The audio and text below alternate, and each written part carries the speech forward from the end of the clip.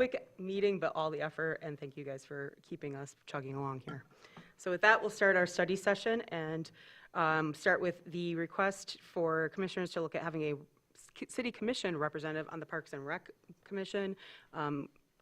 Mayor Pro Tem Hess, that was, your name's on this, but I know that the whole ad hoc had that discussion and you brought it up previously during a meeting, so why don't you go ahead and lead with that? Yeah, thank you, Mayor Shamro. So at the ad hoc interview committee for the Parks and Recreation Committee, this topic came up of whether or not we would be interested in adding a commissioner, a city commissioner, as a standing representative on the Parks and Rec Commission. And that we had some very brief conversations around that at the ad hoc and wanted to bring it forward to this committee and really looking at whether or not that might offer the benefit to strengthen the connection between the advisory committee that's doing some of the planning work and advising the city commission and the elected body that's responsible for policy and the budgetary decisions. So a lot of this was in the communication that was distributed in your packet, but in terms of the scale and visibility of Parks and Rec, it represents one of the city's largest expenditures outside of police and fire. It's also one of the most visible services that residents experience day to day, and because of that scale and impact, we had a brief conversation about whether or not improved coordination between the advisory committee and the city commission would be important. And that also helps us align with some of our other city boards and commissions with similar focus. Hickory Hills Advisory Committee, the Brown Bridge Advisory Committee, the Joint Rec Authority all have city commission representation on them. So it would also, in addition to improved coordination and communication, it would create more consistent governance structure among these other committees and some improved continuity. I think it also could help with strategic alignment of the Parks and Rec new master plan as well as the city's strategic action plan. And having a commissioner at that table would help to assist with shared priorities, fewer disconnects, and a smoother implementation of some of the decisions that are coming from that group. So I emailed Lauren early on. She indicated that there were no legal barriers to this change, but we would have to have a change in ordinance. So tonight's just really about policy direction. It's not a final action. So just wanted to kind of open it up to the group and see what the opinions are. So I wanted to also say it seemed like this had, at least initially, a lot of support to at least have the discussion. Is there anybody, let's start out, that has a strong feeling that we shouldn't do this? Because if not, then we'll proceed to the kind of questions here were, do we wait for attrition and replace a seat, or do we want to expand it out by another citizen and a city commissioner and make it a 9-person board? So we could start there. I also wanted to ask really quickly, what's the terms for Parks and Rec? Is it the length? 3 or 4? 3-year terms. Would we want the city commission ones to be a 3-year as well, or would we be looking at a 4-year? I would recommend a 2-year term to track with the term of city commission. Because we have that go different ways too, of 2 and 4, and planning gets weird too, I think. So, okay, so. 3 seats expired this September. So this is kind of like the optimal time. If we were going to have a city commissioner on this board, I prefer to do it through attrition. I don't want to see I prefer 7 rather than 9. I'd like to see it done through attrition. And it'll just give the opportunity. It looks like those 3 appointees on that Parks and Rec right now are the junior serving. Like they have the least amount of time. So I don't know if someone might think this isn't best for me, but I think that's the opportunity that they could reapply. And if all 3 apply, then we would pick 2. But that's just kind of my thought on it. Okay. Good, Lance, and then how long are the meetings generally? Because I tend to agree with Ken on this. You add 9 people, that's 20 more minutes of talking, at least potentially, at least if they're a city commission meeting. So yeah, just curious. I don't want to make these meetings too long that people don't want to be on them. If we were to go up to 9 members versus just do this through attrition and add a single commissioner. Mitchell, you served on the Parks and Rec Commission. It tends to be about an hour and a half or so. Okay. Heather, you had your hand up? I agree. I mean, I'd rather do attrition as well. The problem is that all Good these people. seats go up in September, and I think the master plan is going to be worked on all summer, so we'll miss Hmm. the really Yeah. important strategic meshing Window. that should be going on. So is there a workaround here? We can have, It was kind of interesting. We had two applicants for the position, and we just appointed them, and they were just added to it. So if we did remove someone, we would probably get rid of someone that we just appointed to it. So I wouldn't want to see I it, wouldn't No. want to do I wouldn't that. want to see it done like that, yeah. So I think that that's something where we could get a little creative. Could we kind of pre-select the commissioner we want to know and have them audit after a fashion? Or is there room to create ex officio Yeah, I mean, you could, initially and then make it a permanent person? all of the above are options really, or you could simply have a commissioner that you designate that attends the meetings and isn't, that's sort of what you're saying with ex officio really, if they weren't voting, but, there's, any of those options would work. Well, and the difference between kind of auditing versus ex officio could be that the ex officio would actually have a right to speak during discussions, but wouldn't have a vote. Right. So if we could add, I'm going to have Lauren double check on that before it comes back to us. But would that be agreeable to everybody have that? And then come September, we would kind of do that shift and however that policy needs to be written. Or is that the will of everyone? I think it would be important to have somebody vote, but if you guys think that just having an ex officio on it would help, but then you wouldn't have a vote. I So think the ex officio would work over the summer months. Short I think it's versus just having someone just audit the meetings, because then you're sitting and you're making public comment at the end of discussion, which isn't that helpful. So I think having an ex officio member that's actually participating with the group and in the discussion and in the deliberation would be helpful. And then moving for that September date to actually add the commissioner, city commissioner, as a standing member of the group. Yeah, I agree. okay. Also, for sake of continuity, we have recently appointed somebody, but we do have 3 seats that will come terms due, and if those 3 people decide that they don't want to apply, which I think is unlikely, we could have very significant turnover, so having a few seats that have been there through the process Yeah. can really help. Get some sea legs there. Okay, so what I'm hearing from everybody is we want ex officio, policy would bring us forward and allow us to have ex officio added as soon as would be allowable by process to tide us over till September, at which point we would make one of those open seats a city commission designated and keep 2 public seats on that, and we'll have that brought back to us. Was there anything else that people wanted to add or any gaps we see in what we've discussed? Great. Well, thank you to that whole ad hoc for bringing this idea back to us, and I think that this will be a good, positive movement for us. So we'll look forward to that coming to us in the next couple of weeks. With that, we will then move on to the fiscal year comprehensive audit. Heidi. Yes, so we have Doug Bredeveld with our auditors, Bredeveld Hefner here, and he's here to present our June 30th, 2025 audit results. And to very briefly do so. Thank you very much. He's usually pretty good. Yeah. I'm good at brief. I can do that. Thank you very much.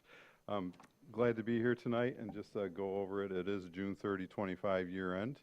The audit this year for 25 went much better than the 24 audit. It was not only was it Heidi's first full year, but we didn't have that data breach thing to deal with for 25. Sorry to bring up bad memories. But staff in 24 basically had to redo a lot of different schedules and balancing reports. So it went much smoother this year from both, I hope, their standpoint and ours. So appreciate everybody's work and helping us gather up all the information for the audit.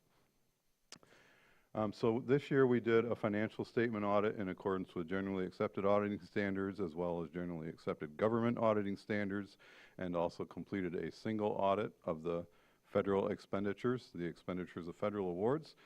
So we had no findings. I don't know if you have the statement in front of you. If you do, I'll throw out a few page numbers, but basically on page 1 is the opinion on the financial statement.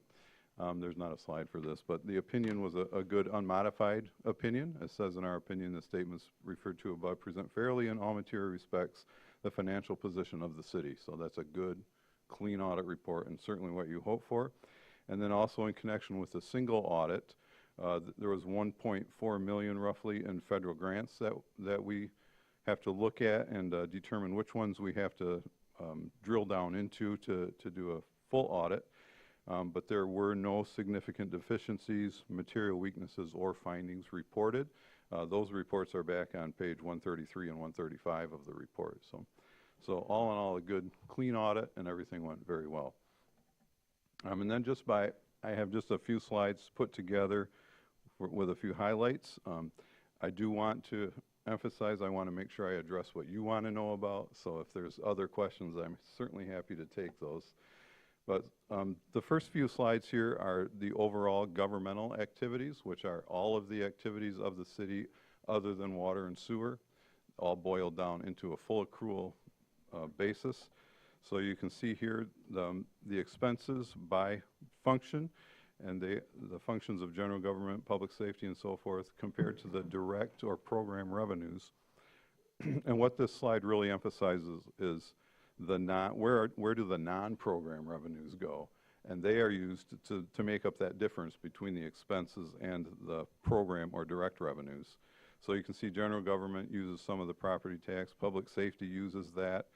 Public Works is a little bit odd because the program revenues include your Act 51 street revenue, for example, and that money is actually capitalized at this level, not expensed. So the expenses are lower, but the revenue stays there. And then the same with culture and recreation. There was some capital grants that were received, so they're not expensed, but the revenue is there. So, and then this is a pie chart on that same basis of where the revenue is all coming from. And you can see the bigger piece there, the 44%. I don't know how we ended up with two of the same colors here, but, but the 44% is your property taxes. So and that's, the next slide I'll show you the consistency from year to year. And 28% this year in capital grants. So that's a bit higher the last couple of years than what it has been. And here you can see, this is a comparison of what that pie chart information has, but a comparison for the last 5 years. You can see property taxes, the bigger number way on the right there, consistently has increased over the years. Capital grants the last couple of years has been much higher.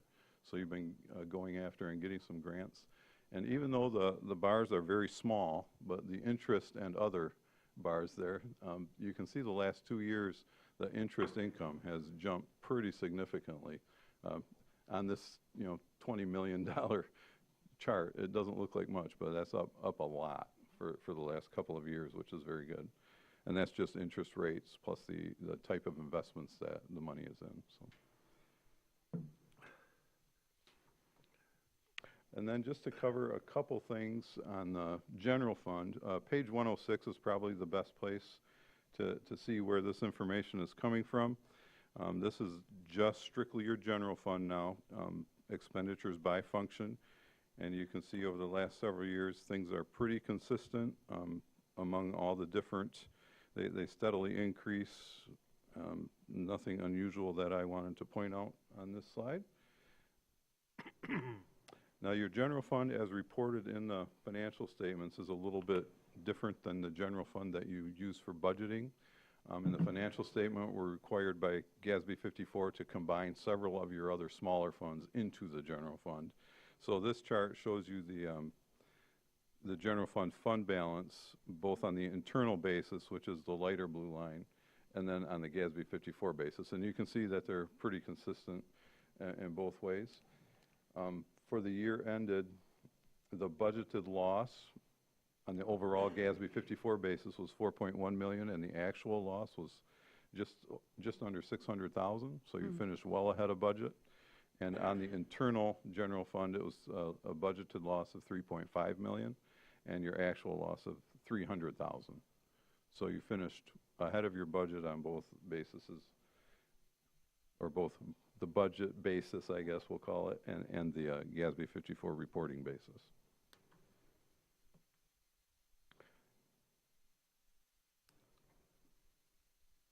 Boy, is it through all those notes really quick. Okay, then just the wastewater fund, the sewer fund.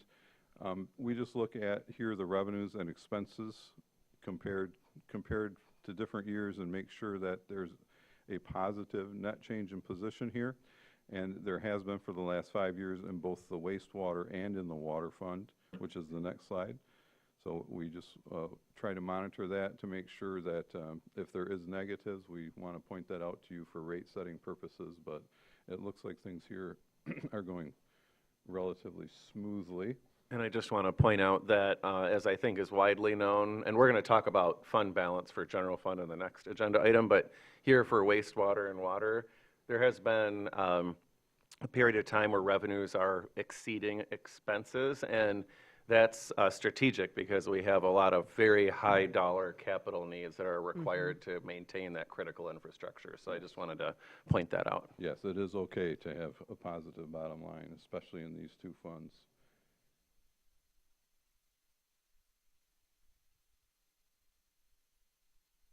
Benjamin, is it safe to say that those excesses in those funds are going to go towards the membrane train replacements that we didn't talk about last meeting? Yes, yeah, for wastewater, yes. And other, Yep. And then wastewater also has some other very significant capital needs as well as the water infrastructure too. Yeah, Tens and- of millions of dollars. Yeah, and one other thing to point out, there's nothing on the slide, but on page 25 is your cash flow statement for the enterprise funds. And the cash and cash equivalents at the end of the year for the wastewater fund is 5.8 million. In the water fund, it's $5,000. So there's not a lot of cash there. There might be some tied up in investments. Yeah, there's 2.8 million tied up in investments in that water fund, so. But all in all, the cash balances are not outrageous by any means with some of the capital that has to be taken care of, so. That was all I had to present. That's the end of the slides. Is there any other areas of concern that I can address or things you might have noticed that raised questions? I guess maybe one question. It was, so when we're looking at this one, do you have the rest of the slides from the packet? Who's the scroll master of the? I got He's them. the scroll master. He does have them. Yep. It was page 34 of the 161-page packet. Oh, that might, Oh, that's not gonna that be up page, there. okay. That's not up there? Well, there was an That's $8 gain on the sale of a capital asset. And it was an $8, it had its own line, and it perplexed me. Well, fair. It was. that's in governmental activities, yeah, change of net position. It was, of the 161-page packet, it was on page 34. Yep. And then when you went into the audit, it was actually page 16. Yeah. Here you If go, anybody Heidi. wanted to look at it and see it, but. That's in governmental activities. I couldn't tell you what number or what that relates to. For $8, I likely did not look at it. Box of crayons. I just, Well, the printer turned out to be more valuable it than was, the it was postage about stamp. the only single-digit Yeah. Oh, I'm amount sure. on the entire packet, so. Well, it looks like it's the net of gain and losses. So we Oh. sold some things and then we gained, Oh, so that's okay, just the okay, net. it wasn't just one It wasn't single just one thing okay. where we made $8. Great question. That'd be fascinating. Other questions? I Go have ahead, Heidi. just a little one. Would the Brown Bridge Trust disbursement be why the capital grants are up this year a little bit? That didn't get voted on until the fall, right? And this was through the end of June.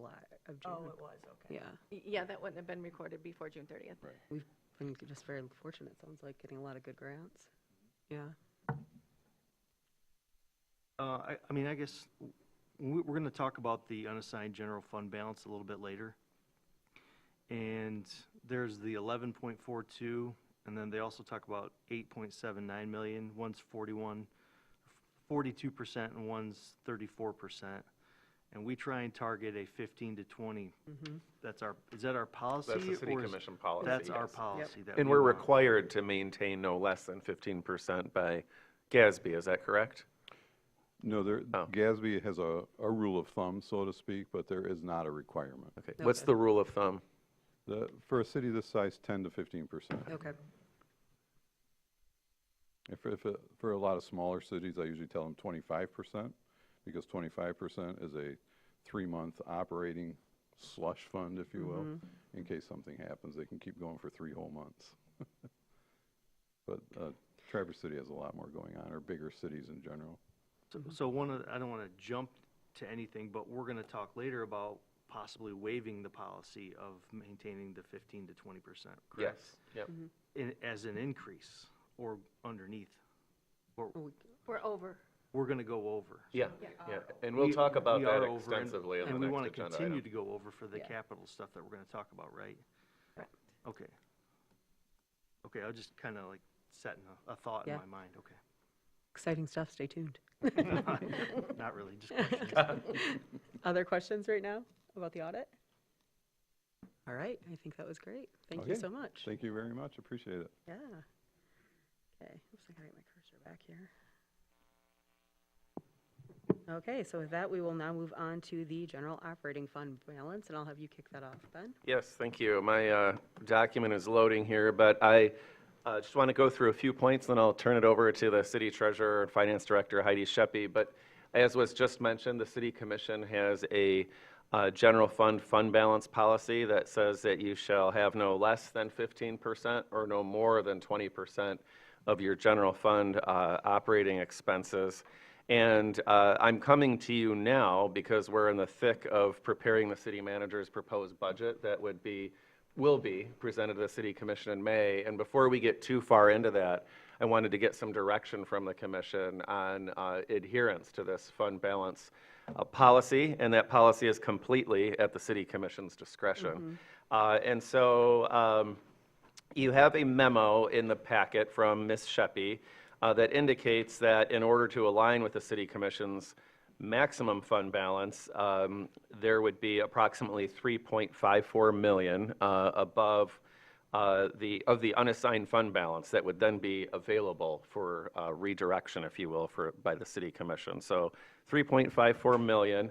And I want to highlight a few items. As is widely known, we are for the first time building a multi-year budget projections to provide elevated context and strategic intentionality in developing the budget that will reveal certain trends that won't be more fully into view until September of this year, when Treasury accounting cycles are much more complete. We have a variety of near-term financial pressures, including over the last few years, as is the case with multiple employee markets, we've had to significantly increase wages in order to attract and retain employees in an increasingly competitive job market. We have less and less applicants for positions, and we're continuing to evaluate our wages because we have critical services that have to be provided by those employees. And also, that, of course, means there's an increase in pension contribution as a result of those increased wages. And we have budgeted for this coming fiscal year 1.1 million in fund balance toward our underfunded pension liability.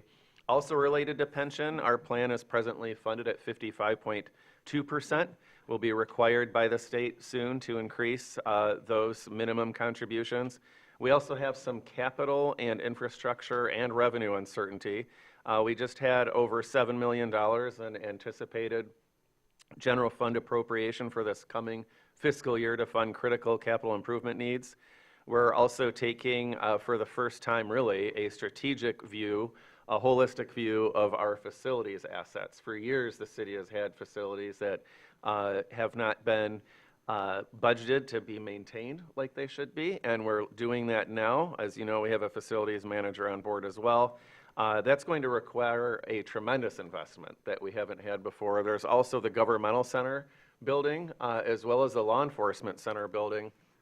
The future of them, which is unknown, but this building is having more and more issues, as we also have some issues at the law enforcement center, and those are going to be very big ticket items.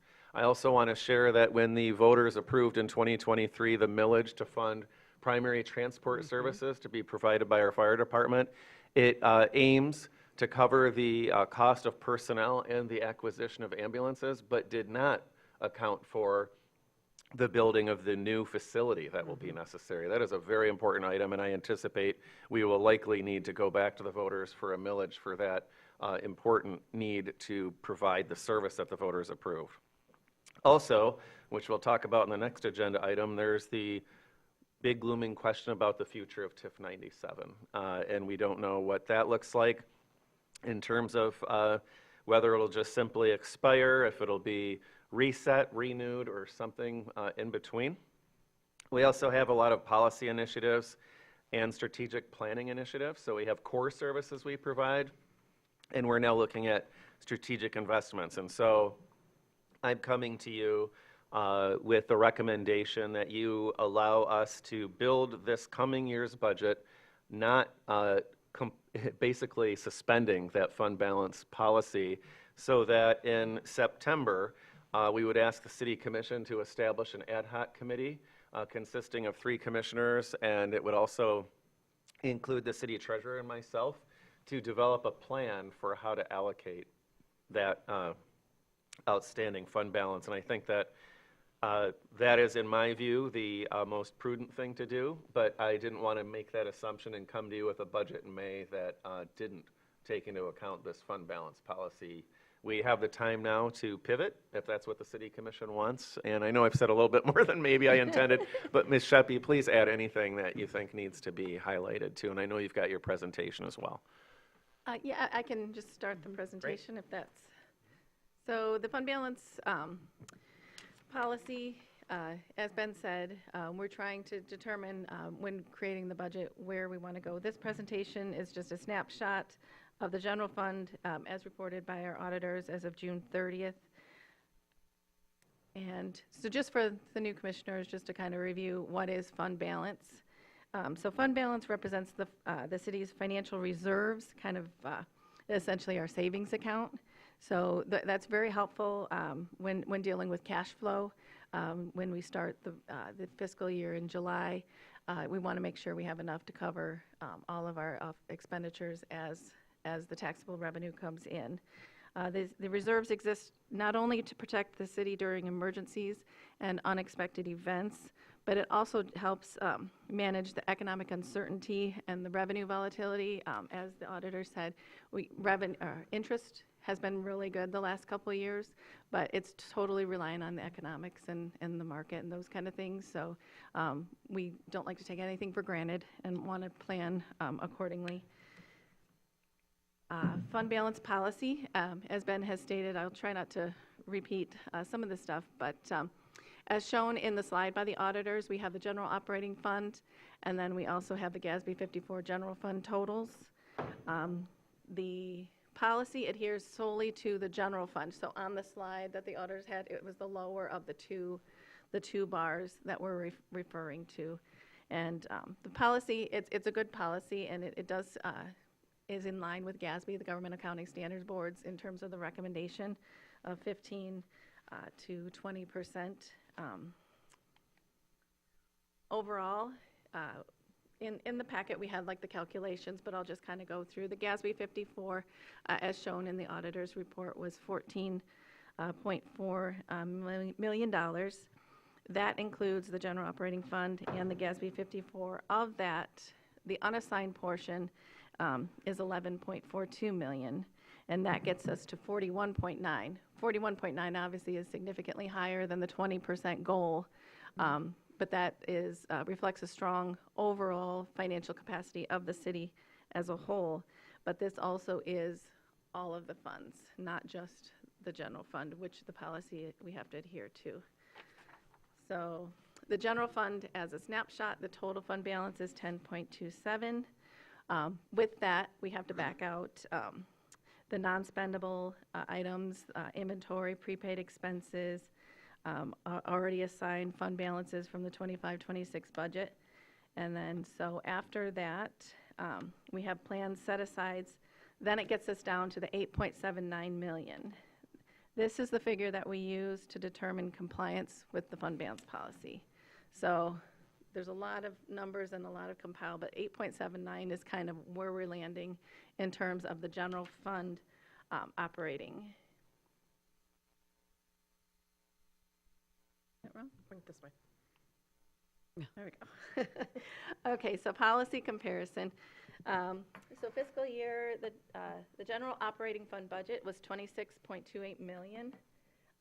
Of that, the unassigned 80.79 equals roughly 33% of the total expenditures. So 33.5 expenditures places us above, but I just wanted to call out in comparison. So in the audit, we had a fund balance of $8,793,000, which is the 33.57. Last year, we had a fund balance of $8,893,000. So realistically, our fund balance only went down $100,000, but we went from 40% down to 33 because our expenditures jumped. So it's really not a matter of what we have. If the expenditures are going to pace higher than that reduction, that percentage is very volatile and can go pretty slow, pretty quick, or pretty low, pretty quickly. So just wanted to put that out there.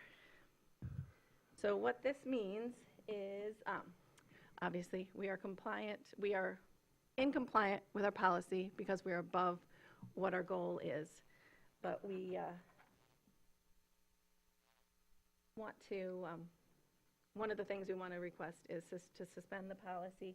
So the current unassigned fund balance exceeds the 3.5, but we want to consider future priorities, as Ben said, that are, this excess reflects uncertainty, and we've been planning for future obligations. So it was intentional to grow the fund balance for these plans in the future.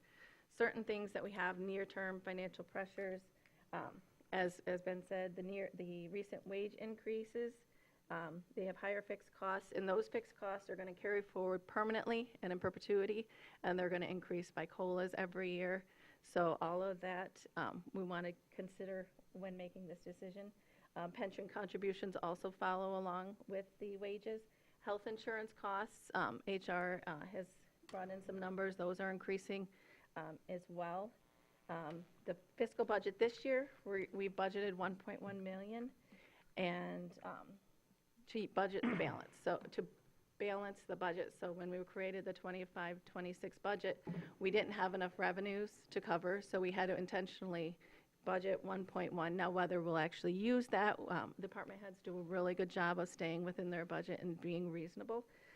But realistically, looking at the preliminary numbers, we're probably going to need to budget fund balance again this year to balance the budget. So even though we have that 3.5 million, if we use a portion of it to balance the budget for the 26-27 budget, it's really not that full amount. So pension funding status, that's another thing you'll be seeing from me. When I first started, the state came to us and basically said we are underfunded and have put us on a corrective action plan. We have been intentionally increasing our ARC payment, annual required contribution to MERS, and that has helped, but, and again, our pension liability is based on our wages. So the 55.2% is based on the June 30th, 2025, but it's the actually June 30th, 2024 actuarials. So we're always a year behind in calculating that, which doesn't take into effect some of the significant negotiated increases that we've had with personnel. So most likely you'll be seeing that corrective action plan coming to you in the next month or so from the state, and I'll be asking for an additional contribution to go into that to comply with the state's requirement. Capital and facility needs, as Ben had stated, capital improvement plan was just given to the Planning Commission, but you'll see there's over $7 million in general fund requests from the CIP alone, just for general fund contributions. That doesn't include the $1 million that we have dedicated to street funding. We do know this building and the law enforcement center are something we want to start planning and saving for. Most likely, if we had a big expense like that, bonding is where we're going to go. But the cost of interest on those kind of things, anything we can have as a down payment, as you know, with a down payment on your home, you're going to save yourself in the long run. So if we did have any extra in the fund balance, that could be somewhere we can direct it as well. And also, You guys just voted Plant Moran, Real Point was engaged for facilities analysis, and so we'll be getting that report in 8 to 12 months. And I think what we're going to see is there's going to need some contributions for some of our current buildings that we have. So those are the kind of things that the fund balance is not meant to be for ongoing expenditures. It's for one-time things like these kind of things. And when you draw down the fund balance, you don't want to use it for wages or anything that's going to be going forward in perpetuity. It would be with these one-time expenditures. Right. So facility assessment estimates. Tower Pinkster had done an assessment January 30th, 2024. They had identified $11.16 million in facility upgrades needed. That's just for city facilities. Governmental center alone is $8.81 million. DPS building 1.6, and then MS4, the CIP has an additional $750,000 for brine management. So those are just a few things on the horizon, things we're looking to plan for, and fund balance is kind of what you want to keep an eye on. Or the intentional use of fund balance is our goal here. As stated, revenue risk. The CIP, we have $26 million in DDA TIF 97 revenue budgeted in the CIP over the next 6 years. Now, that is totally dependent on whether the TIF 97 is renewed. Now, that doesn't mean that this general fund will have to cover that full 26 million, but that means the hard decisions are going to need to be made whether those projects are going to be done or not. So if TIF 97 does not renew, then it'll be up to this commission to decide of those projects what you want to use general fund money for, and then if you're using general money fund for that, then what don't you want to do that's also on our plan. So those are just things we want to always plan for, think about, and make sure it's a conscious decision when we make this going forward. Policy and community priorities. So you guys have just the objectives and key results, which I thank you because it'll help with my submission for the budget. We're hopefully going for a budget award for GFOA this year. Fingers crossed. And this is what we needed. Also, affordable housing focus, increased pilots. And we all know that housing is an issue in the city, but every pilot that we approve has an effect on the revenue and the bottom line in terms of that taxable revenue. When Doug was here, he showed taxable revenue as our significant revenue source. So as we approve these pilots, the pool of revenue does go down. Current pilot impact is roughly $600,000 annually.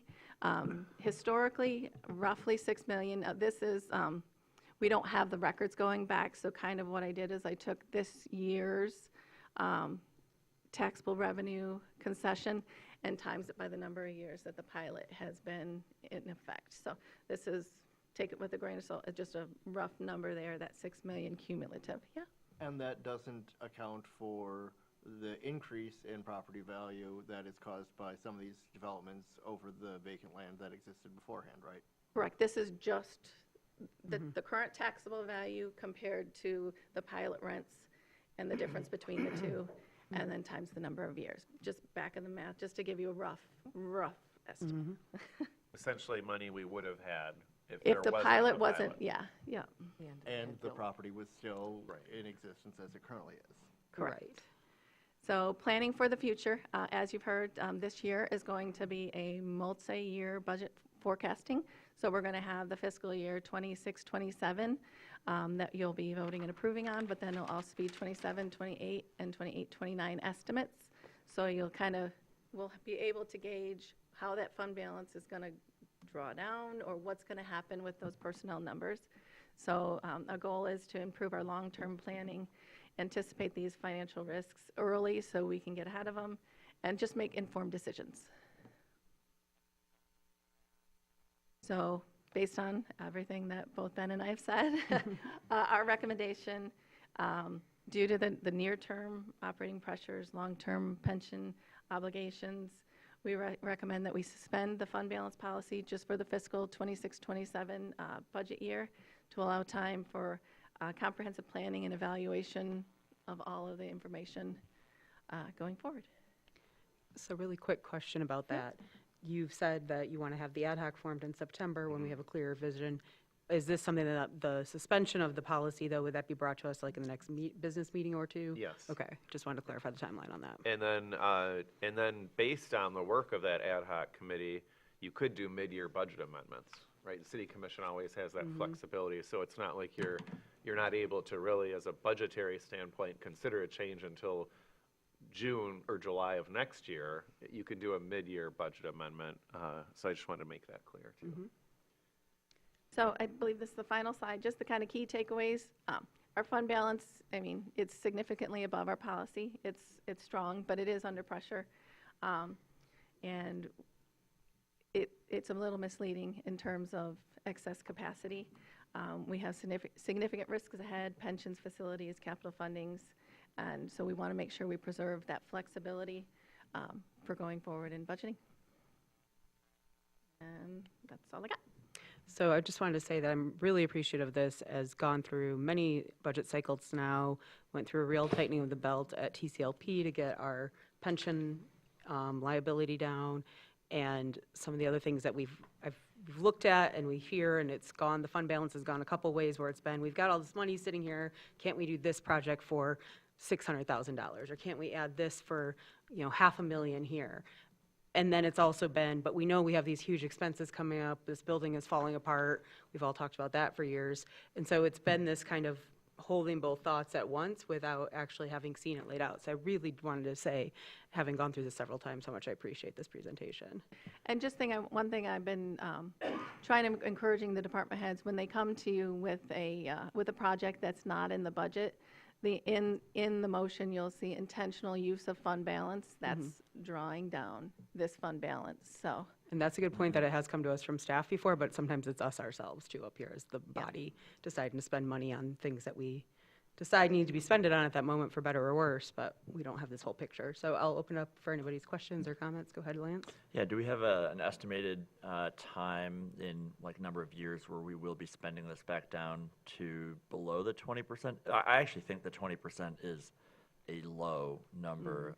Most of the boards that I sit on, it's sort of 30 to 35%. So I'm surprised that it's so low at 20. I do support uncapping this, or at least changing that number in the future. I'm sorry. Kind of two questions. Yeah, so to answer your question about sort of the pace at which maybe that would be spent down, I think that's really that would be the work of the ad hoc committee if you agree to this approach, and that would be outlined within that. Okay, thank you. Go ahead, Heather. First of all, I want to say it's really nice to see all those murals and other art commission projects decorating. Very nice. Colleen did a great your job. presentation. So I think it's prudent to follow your lead here and wait, except I'm really concerned about the striping. It's a public safety hazard. We've got a lot of people coming to town. We didn't have any crosswalks. We didn't have any bike lanes all summer long. What is the plan? Do we have stripers coming in the spring? Can we put this off? I know that it's maybe a $300,000, $500,000 investment along with the two staff people that could also work on snow. I just want to keep that up at the front and Yes. make sure that we're prepared for this summer and we don't have one like last year. Thank you for raising that issue. We'll be coming to you here relatively soon with something on that, and we'll take the direction from the commission at that time.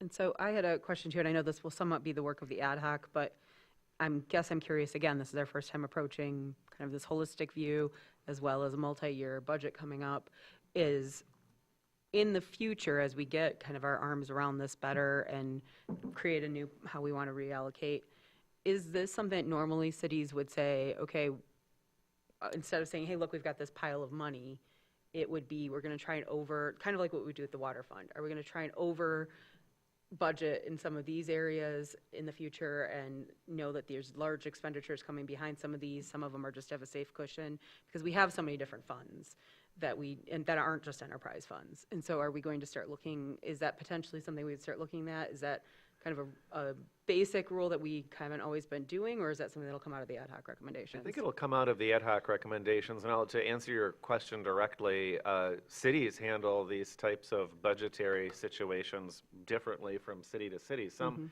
cities are very conservative with their budgeting. Others are very aggressive. You can kind of characterize it in different ways. Traverse City has historically been very prudent and I'd say conservative to make sure that we aren't caught in a situation that's scary. And that's really in that same spirit that we're making this recommendation, is to not have to come to you in the next couple of years with some very difficult decisions to make. Great. Other questions? Go ahead, Laura, and then Mitch. Yeah, I mean, first of all, Heidi, thank you. I appreciate the time that staff took to approach not just these different scenarios, but also the multi-year forecasting and budgeting. I think that's going to be really helpful to this body to help inform our conversations moving forward with how we approach the fund balance. I agree with this recommendation. I think it's solid, it's responsible. It will give us the time to be more thoughtful and more proactive and less reactive in our approach to the fund balance. So I agree with it. I'm particularly sensitive to the discussion around the pension and the underfunding of the pension, and I would hope that that can be something that the ad hoc in September, can dive more deeply into, because that to me seems like a big risk for the city. And I'm not sure, as a new commissioner up here, has that been a policy of the city to just meet the minimum requirements? And is that something that should be revisited? Because right now, when we look at the investments and the performance of our investments, things are good, but the headwinds could change. And that would represent a significant risk to the city. So I think as we look at this fund balance and the facility needs, the capital needs, the uncertainty of the TIF and the ambulance services, this just makes good, solid sense for the city commission to waive this policy for this year. So thank you. Yes, I'm curious. We can do as best as we can to plan within our walls and within our city limits, but how proactively are you looking at the landscape beyond that? Because last year we did have a federal shutdown. We have had this year a partial federal shutdown, and there could be a looming one. But on a bigger scale, the governor announced on the state level, which we do get much more money, in her Saving Michiganders money plan, and $90 million in property tax breaks to seniors, which we have more seniors than other parts of the state. So how well have we been looking at potential changes like that and their impacts? So revenue projections is one of the big things that we're starting to look at. And just to be honest, the current year's upcoming budget, we can get pretty close. We know, but when you're out 2 to 3 years, I don't want to say best guess, but it's not going to be 100% accurate, because one change in Lansing can change. As we know, the gas tax is no longer, so all of that, it's just everything. We get a percentage of the sales tax. Now we don't get the sales tax because it's a gas tax, but now we get the money for the roads. I mean, they do their shell games, and we just try and follow. So revenue, general fund revenue, is something that we're trying to have a way to project in reality, but we do know it's not going to be 100%, but we will do our best. And I will say, go ahead. Please go ahead. You can go ahead. No.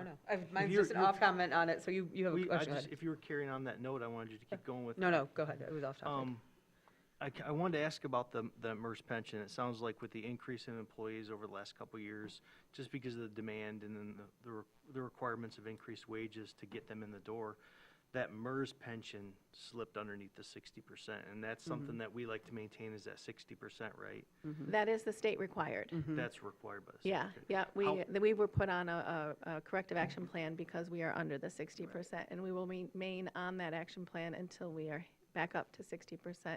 We did reach out to the actuary, to MERS. Roughly 1.2 million is what it would take to get us to 60% estimatedly. And just to clarify, just to make get us it, to 60%. just want to be perfectly clear that when we're talking about the pension status, we're not talking about police and fire pension, which is better funded by quite a bit. We're talking about all the other employees of the city. Right, and I'm just wondering, because I understand how that Act 345 pension works a little bit more. It's a snapshot of the amount of employees you have over a period of time and what their benefit what that consists of. But it's a period of time, and when you re-amortize it, it's a new picture. And that's what I wonder is how often is this MERS pension re-amortized so that you can, I'm sorry if I'm saying that wrong, Amortize. Thank you. How often is that done to like look at the number of employees you have, their projected retirement dates, so that you can like figure out, because your pension funds are never 100% funded. They shouldn't be. Right. But you should know how many people are in your pool and when you expect them to retire and what their benefit should be. We have an actuarial report done every June 30th.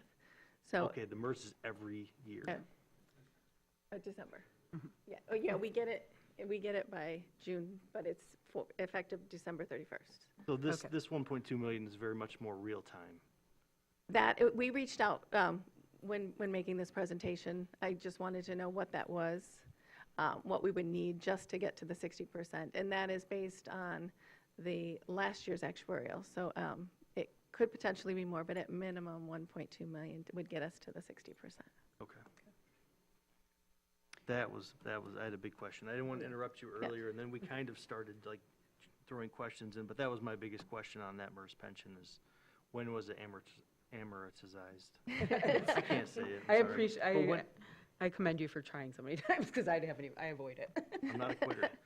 But thank you for that. I was curious. And Brian Postma is here. He's very, very imperative to the office, and my Chief Deputy John. I just want to give them thanks for everything they've done to help with this as well. Yeah. Laura, you had your hand up? Yeah, quick question. So with the ad hoc committee that would be formed in September, would one of the goals of that ad hoc committee be to relook at this policy and the range of the recommendation, the 15 to 20%, and bring forward the new, stick within that range, or are Yes. there other options? It certainly would, yes. And I also, I didn't comment specifically, but I appreciate your suggestion about it also looking at the pension Yeah. situation. I think that that's important, and I fully support that. And we plan to make that part of the scope of the committee. That'll be articulated when the committee is formed, so it's Okay, clear that as makes to its sense. scope. Because, I mean, clearly with, different than Atlanta's reference to a 30 to 35%, we're sitting on taxpayer dollars. And we have an obligation to be really careful with that public money. I mean, to be good stewards of those tax dollars. And so I think looking at that range and what the various recommendations are and best practices is really important. And I agree. And the one thing I was going to say really quickly, kind of on that note, and a couple of people who contributed to the policy at the time and had very different thoughts had a lot of range of where we ended up, are here today. But one of the things that was brought up when we had this policy discussion years ago, and I remember, was one of the people who was on the commission at the time was arguing, well, what if we get floods or something like that, and we need to have this money until there can be we get made whole again somehow or another through insurance or something.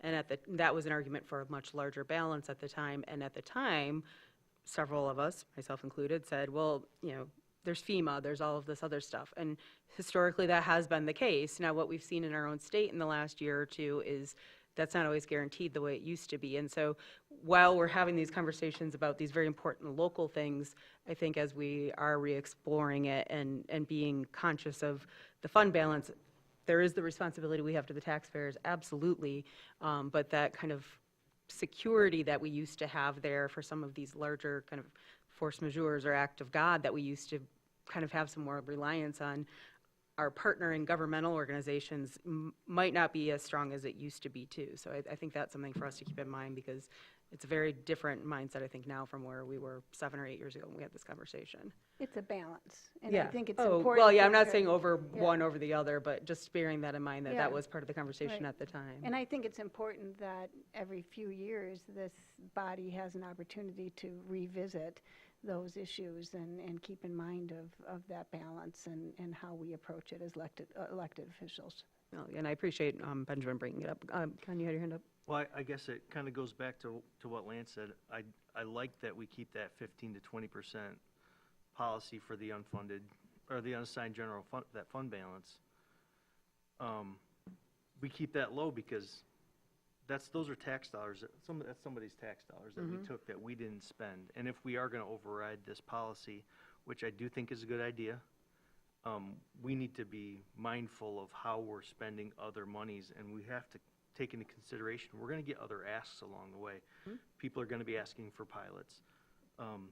The Homelessness Task Force has, if you've talked to them, if you've seen any of their presentations, they're going to need financial contributions from the city. One of the things that I saw in that audit was $711,000 of marijuana tax money that just goes into the general fund. I don't know if we have ever decided if we would earmark it for things. It's, It does. there has been allocation specifically for things like, not like, things such as police services. For instance, we have social workers that are embedded within our police department now to help really address some of the more complicated issues associated with homelessness, for instance.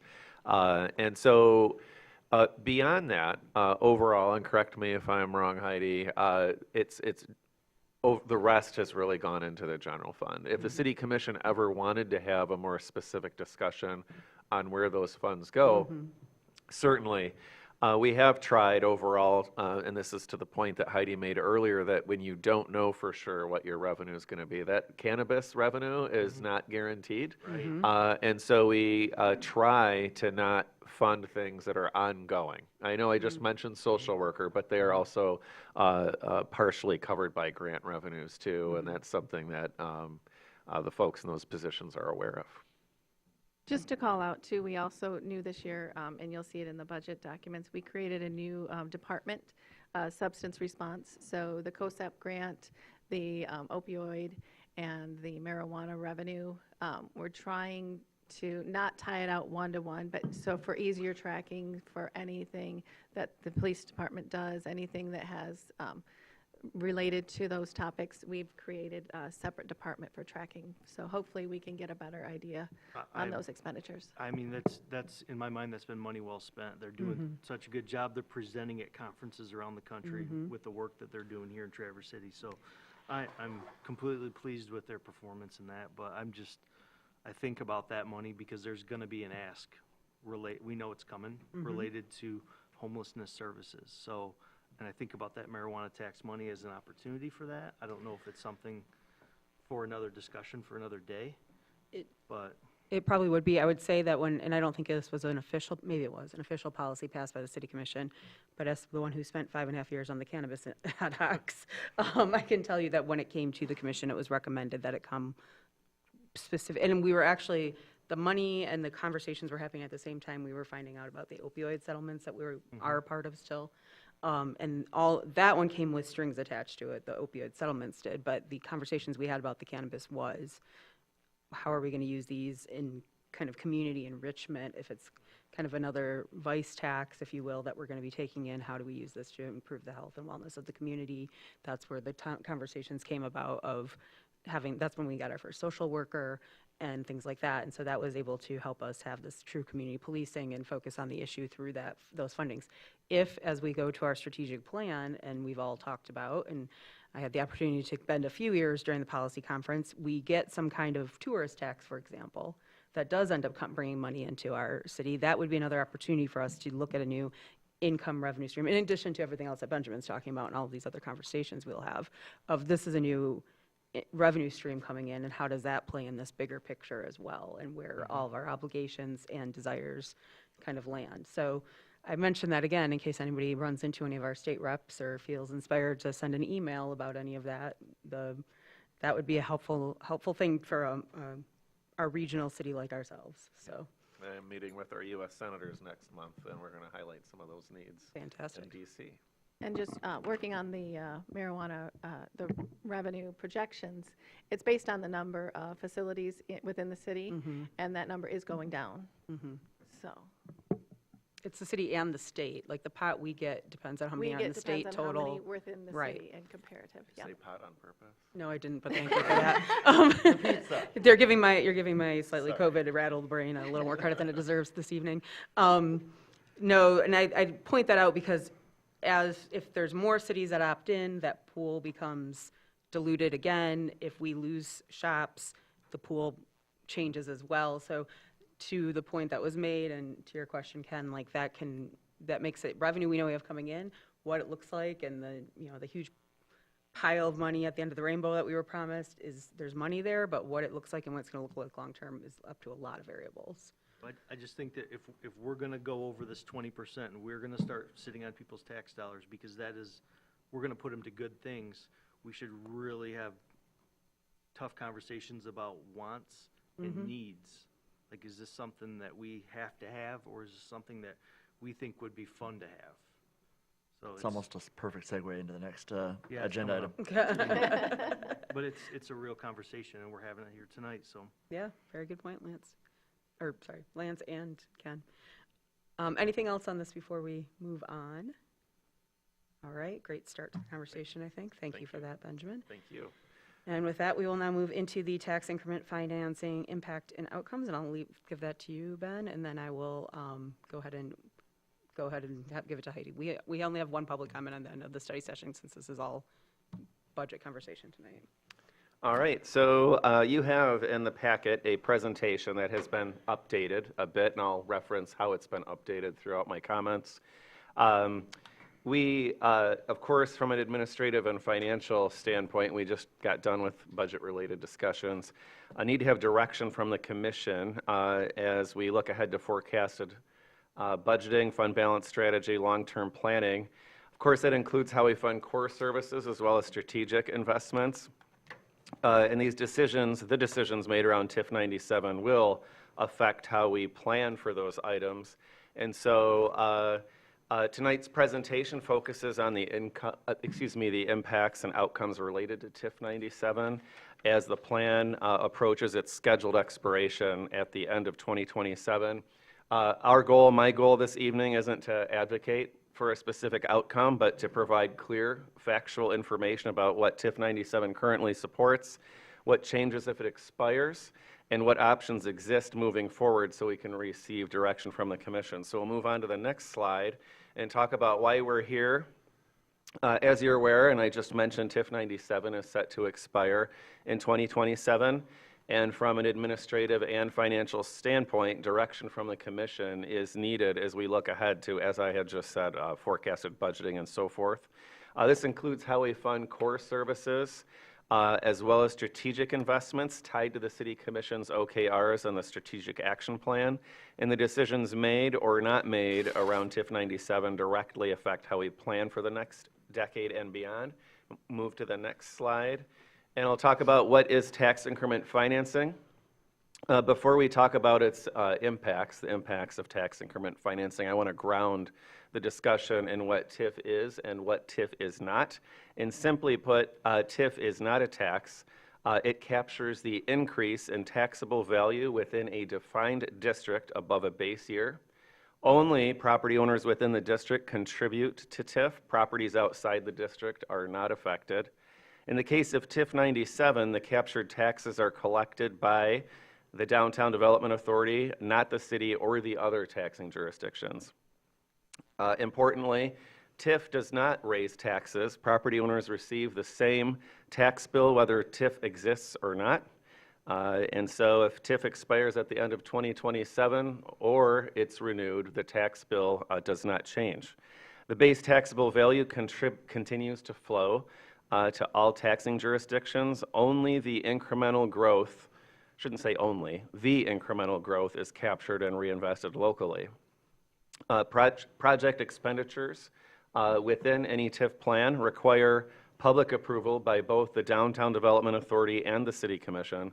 And the tool was originally designed to do essentially three things: fund infrastructure and public improvements, support economic vitality, and reduce long-term pressure on the city's general fund. And we'll move to the next slide, and I'll talk about the context of downtown. Downtown does play a unique role in the city's financial and operational landscape. And while TIF 97 district represents 2.6% of the city's geographical area, it accounts for approximately 13% of the city's total taxable value. Downtown is also an area with a high concentration of streets, sidewalks, utilities, public spaces, daily use and events. Currently, TIF 97 captures about 4.5 million annually. The city share, or what I should say, is the city-originated tax revenue captured by the DDA under TIF is approximately 2.6 million. The non-city share, or the non-city originated tax revenue captured by the DDA is approximately 1.9 million. And so I just want to be clear about the meaning of city share and non-city share, that we've edited that throughout the presentation to make it clear that city's share is really considered to be the city-originated tax revenue captured by the DDA, and the non-city share is the opposite. Moving to the next slide, 5, which is alignment with commission priorities. As everyone just heard from our finance director and myself, the city's working to be more strategic and forward-looking with fund balance and long-range budgeting. The City Commission adopted OKRs and Strategic Action Plan provide a framework for investments beyond core services.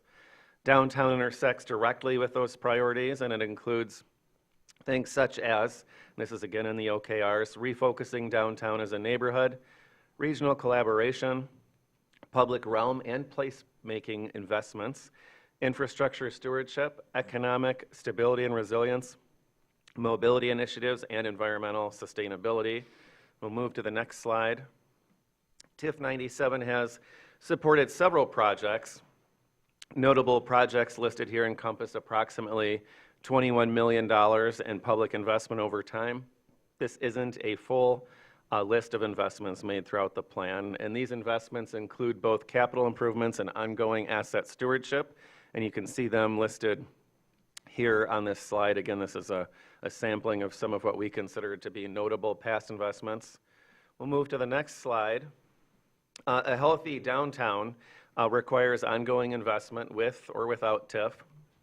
I strongly believe a healthy downtown makes for a healthy city.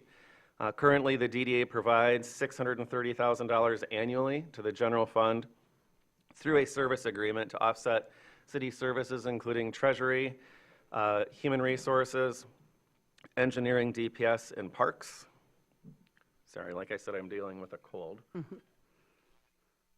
$80,000 annually for trash and recycling. And the DDA also supports beautification and holiday lighting, which do not have fixed annual dollar amounts, but do represent a meaningful operational investment. Currently planned or active capital projects include the Farmers Market, Rotary Square, Lower Boardman Ottaway improvements, including, importantly, the replacement of the 100-block pedestrian bridge.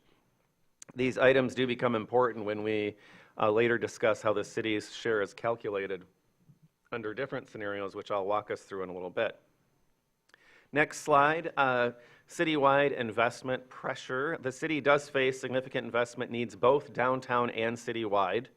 The community prioritized projects will require strategic investments for corridor improvements in areas such as 14th Street, 7th, 8th, and Garfield, as well as public space enhancements. At the same time, we have to continue investing in core services, street rehabilitation, water and sewer infrastructure, and asset management or maintenance. If TIF 97 expires, I just want to share, and I will walk through candidly what the different scenarios look like. The general fund becomes solely responsible for all projects and programs in the district. We do lose a local regional funding mechanism, and the city's ability to leverage growth for capital investment is reduced. Competition increases for both general fund dollars and external funding such as grants, and I will say importantly also, if TIF 97 expires, the other side of the coin, if you will, is that the city has more flexibility on how the funds are allocated. I want to acknowledge that because that is true. The next slide, capital improvement plan context. This slide shows a snapshot of draft CIP projects within the TIF 97 district over the next 6 years. It's not a comprehensive list of all TIF-supported activity, but it highlights some notable projects that could be funded through TIF. Not necessarily have to be. Some projects would move forward regardless of TIF. Others might require additional funding. For example, the Brown Bridge Trust Fund Lakeshore Restoration will likely need additional funds to be leveraged to be complete. Also, East Front Street is identified as being funded mostly by TIF 97. But we'd have to ask ourselves, you'd have to ask questions like what type of strategic investment do we want to make in that corridor?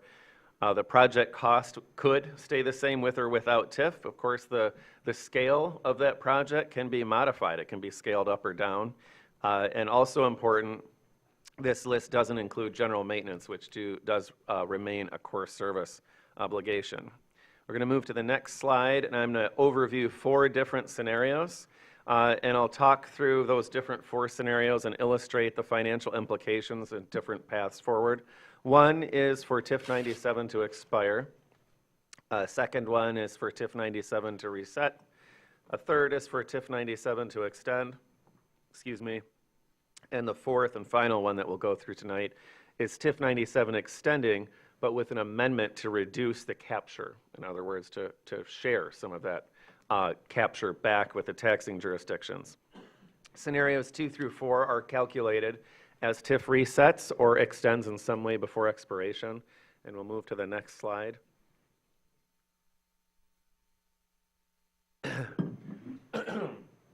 Okay, and this scenario is TIF 97 expiring. So if TIF 97 expires, no tax increment is captured.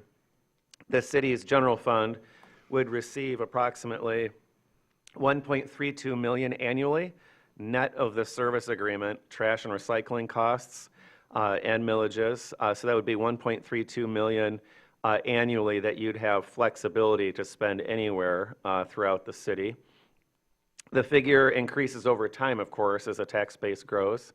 But importantly, the non-city share, or the tax revenue from other jurisdictions that we would otherwise get, about $1.9 million annually, would no longer be captured by the DDA and flow to the jurisdictions. I want to importantly note that once TIF 97 reaches 30 years, if any of the scenarios, the DDA has committed to no longer capturing the fire millage, so I wanted to highlight that. Under this scenario, the city funds assume full financial responsibility for the TIF 97 district, and prioritization would have to happen around things like capital investments, infrastructure maintenance, beautification, holiday lighting, trash and recycling, as well as the downtown police officer. I'll move on to the next scenario. This is if TIF 97 resets. So in this scenario, TIF would reset to 0 in 2028, and capture would only be on new growth. All of the growth in the prior 30 years would return to the taxing jurisdictions spelled out in scenario 1. 30 years is the maximum statutory term. I want to highlight that it could be less, a shorter term is possible. Over a 30-year period, the projected total capture is $65.55 million, $36.5 million in city tax revenue that would be redirected, $28 million in non-city taxing revenue. And so if this were a preferred direction, of course, we'd have to have some intentional conversations to ensure strategic alignment with the DDA. We'll move to the next slide, scenario 3. This is if TIF 97 extends. In this scenario, TIF 97 would continue as currently structured. The projected 30-year capture would be $213 million. $121 million would be city tax revenue that would be redirected, and $92 million would be the non-city tax revenue. And again, it's up to 30 years. You can go with less if you wanted to. As with other scenarios, this again would require coordination and alignment with the DDA. And then we'll move on to the next slide, which is the fourth and final scenario. This would be to extend TIF 97, but with a reduced capture. This scenario introduces certainly more flexibility. The base year would remain, or could remain, 1997, but the capture is reduced through a plan amendment, and the capture would begin only above an amended threshold, either a later year or reduced percentage. To illustrate, and I say just illustrate because there's a variety of ways to structure this, we've shown a 50-50 example. So this means 50% would be captured for use within the TIF district. The other 50% would remain with the taxing jurisdictions. If this were done over a 30-year period, the total 30-year capture would be $106 million. $50 million would be returned to the city's general fund for use in any fashion. $10 million would be returned to the Act 345 pension system for police and fire. And $46 million would be returned to non-city taxing jurisdictions. And again, this is just one illustrative example. There are a variety of variations. Could be 100% for a defined number of years, an 80-20 split, 40%, there's a range. And again, it would require planning and alignment with the DDA.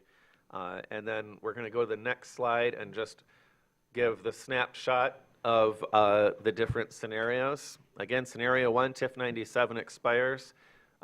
There's 0 that's being captured.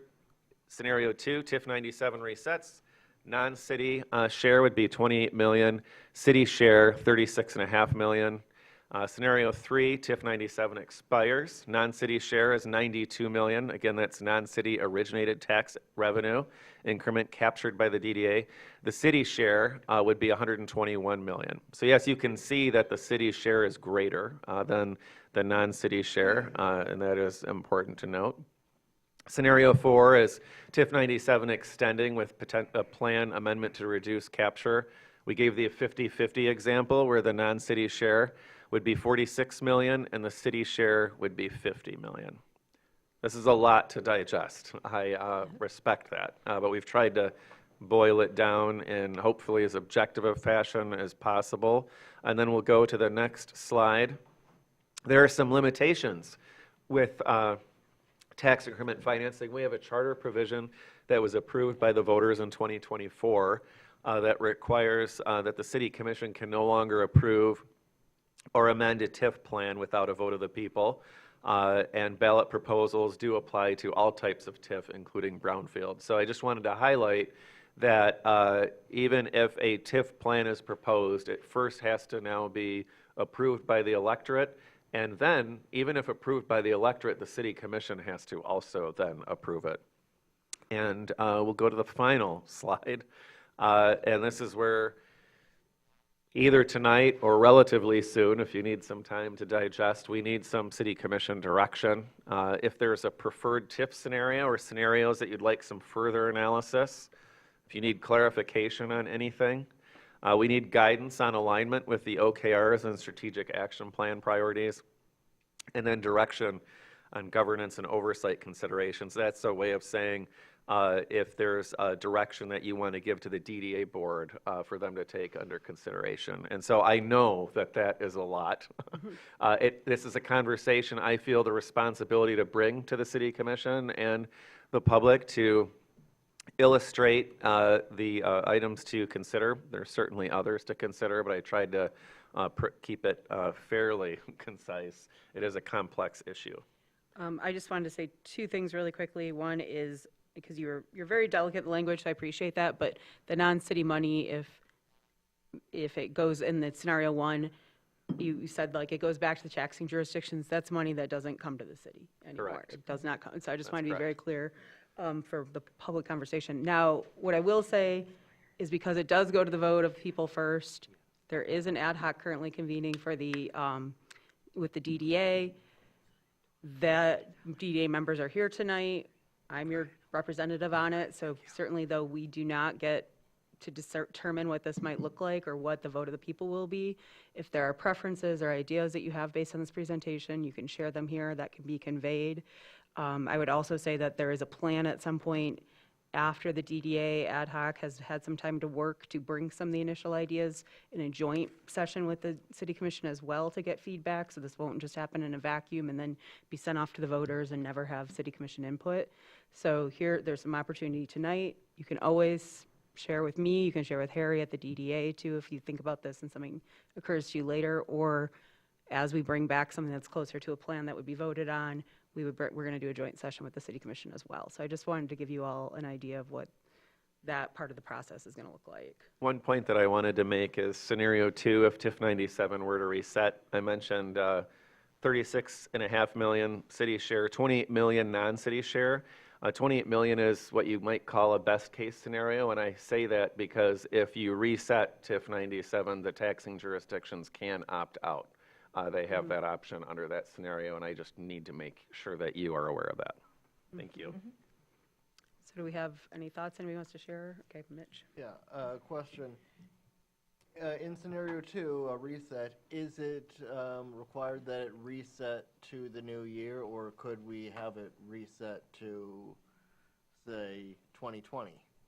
It depends on how you do it. So if you extend it, if you reset it to like 2020, that's more like one of the scenarios further down, because you would have to extend it, and then you would either do the cost sharing, or you would change the base year. There would be a mechanism to do that.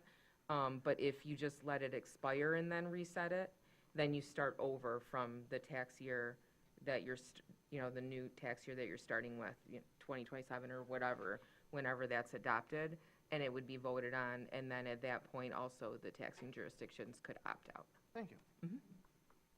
Other questions? Go ahead, Ken. I guess,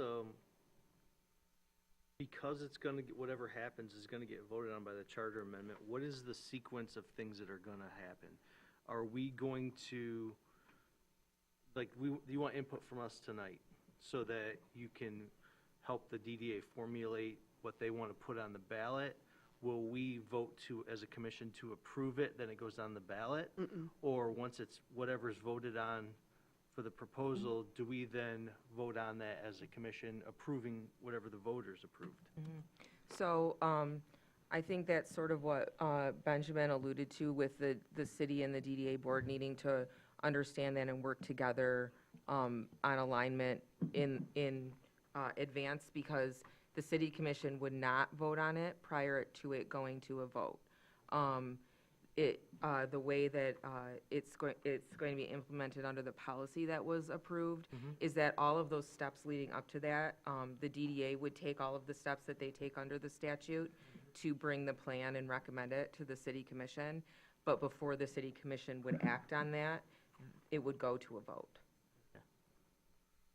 So our input is going to help the DDA formulate whatever plan that they're going to put together for a proposal for the ballot. Yes, and that's also by design, because at the end of the day, and I say this with respect, that the DDA exists potentially as a funding mechanism, an opportunity to leverage a funding mechanism if it's a desire of this community and city commission. And it's important that they take, I say this humbly, but the city commission's input into strong consideration.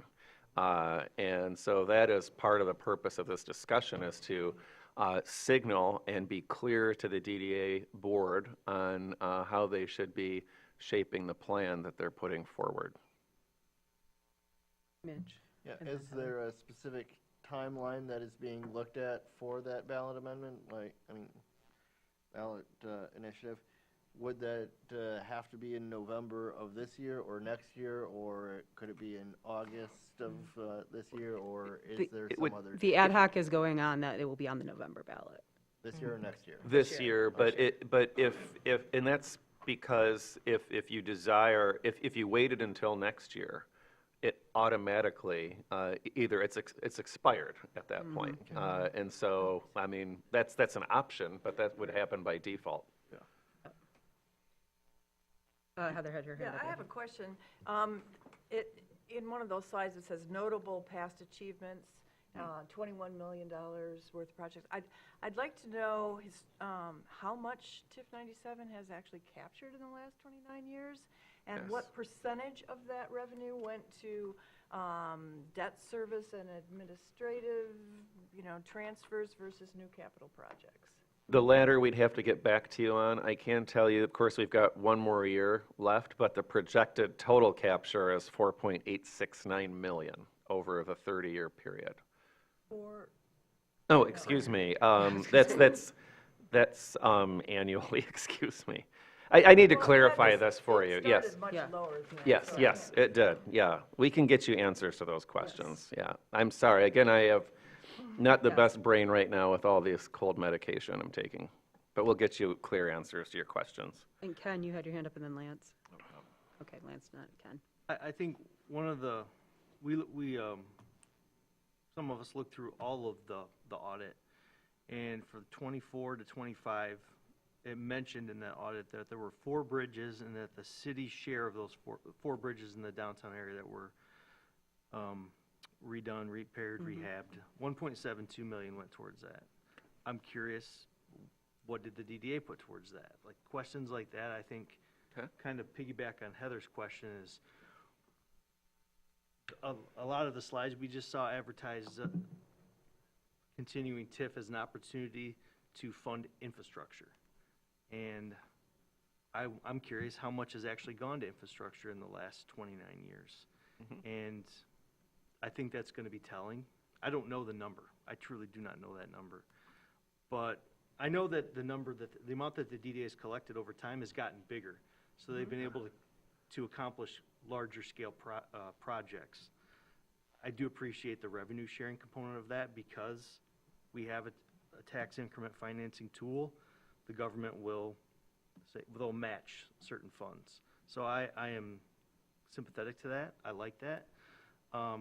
When you look at these scenarios, I think something between scenario number 2 and number 4, I do not support the extension of it as is scenario number 3.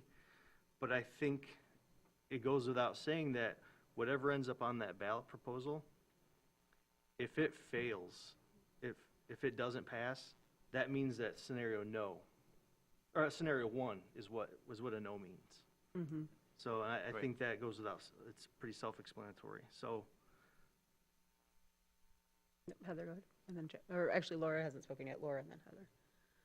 Did Lance go first? Oh, okay. Lance waved. So I think it's important that we acknowledge TIF is an issue that has many different perspectives in our community, and likely even up here on the dais, and I think it's important we acknowledge that openly.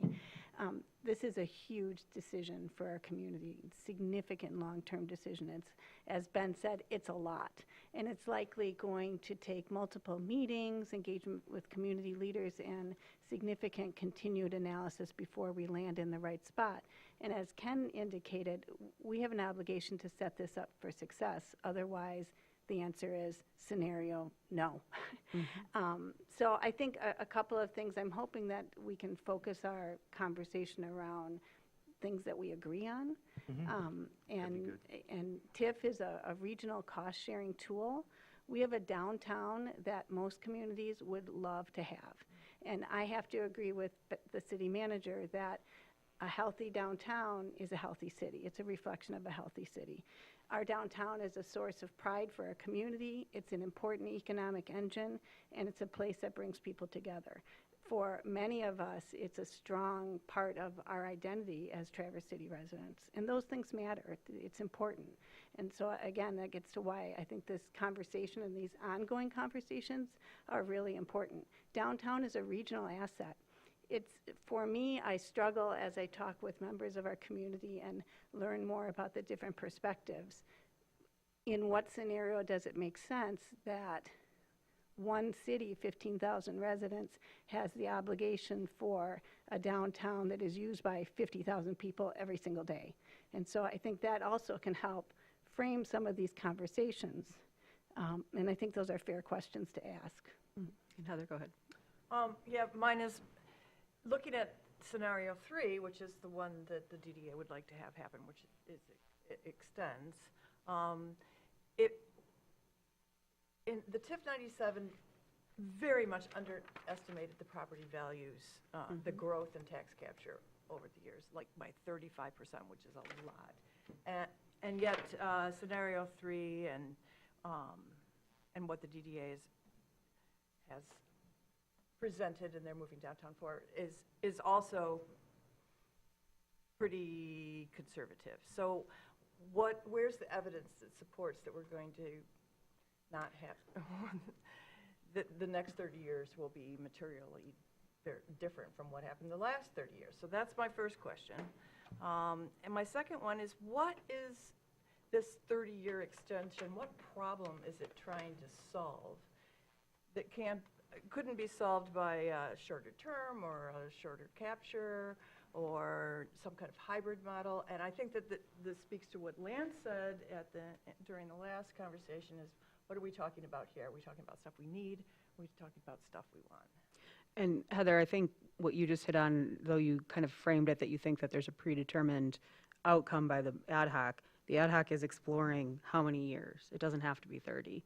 The ad hoc is looking at, is it a renewal, but is it a renewal with the sharing in it, which would be an amended plan then?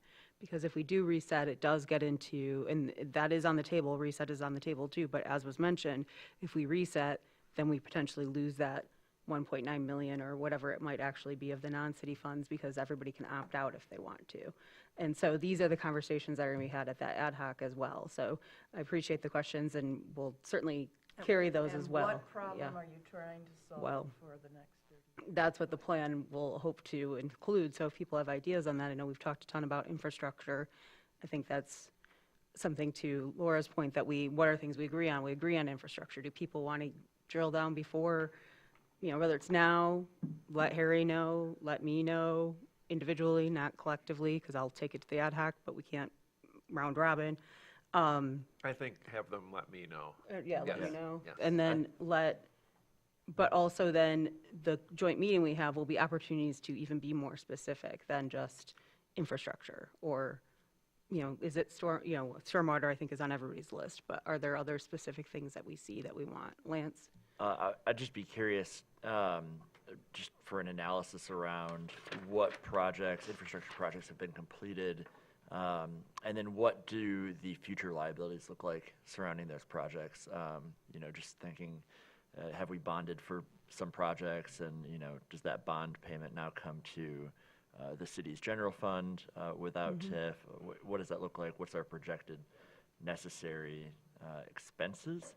And then, that kind of helps answer, I think, the question that Heather also had. Yeah, and along with that, I would say in the context of our last conversation, some of these bigger ticket items that we're all talking about and thinking about, how many of those are within the DDA TIF boundaries that potentially that could assist with then in the long Right, term as right. well. Yep. Laura? Yeah, I agree with both Heather and Lance on this question of what are the outcomes that we are expecting, and how do we align ourselves as a group on those outcomes? So what do the projects look like, and what projects have already been committed to? What projects fit with our strategic plan? Is it the Moving Downtown Forward plan? But some of that has already been stripped out. So I think to really answer this question and to direct ourselves on one of these 4 scenarios, we have to have an understanding of what the end cost is of these projects that we agree on with the DDA, and then how do we get there? That's the piece I feel like we're missing in looking at. I mean, I understand in looking at the one slide. Ben, it'd be really great if we could have the slide with the scenario 1, 2, that one. Yeah. That's really helpful.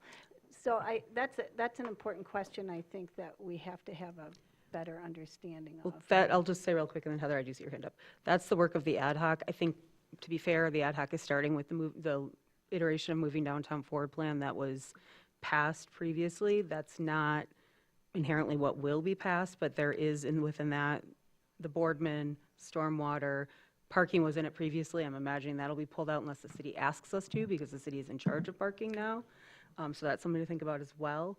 Despite what might have been put out there, there was not a parking deck in that. There's no intention of having a parking deck in that, to my knowledge. If that's something the city wants, then we need to be clear that that's something that we would like to see in that plan.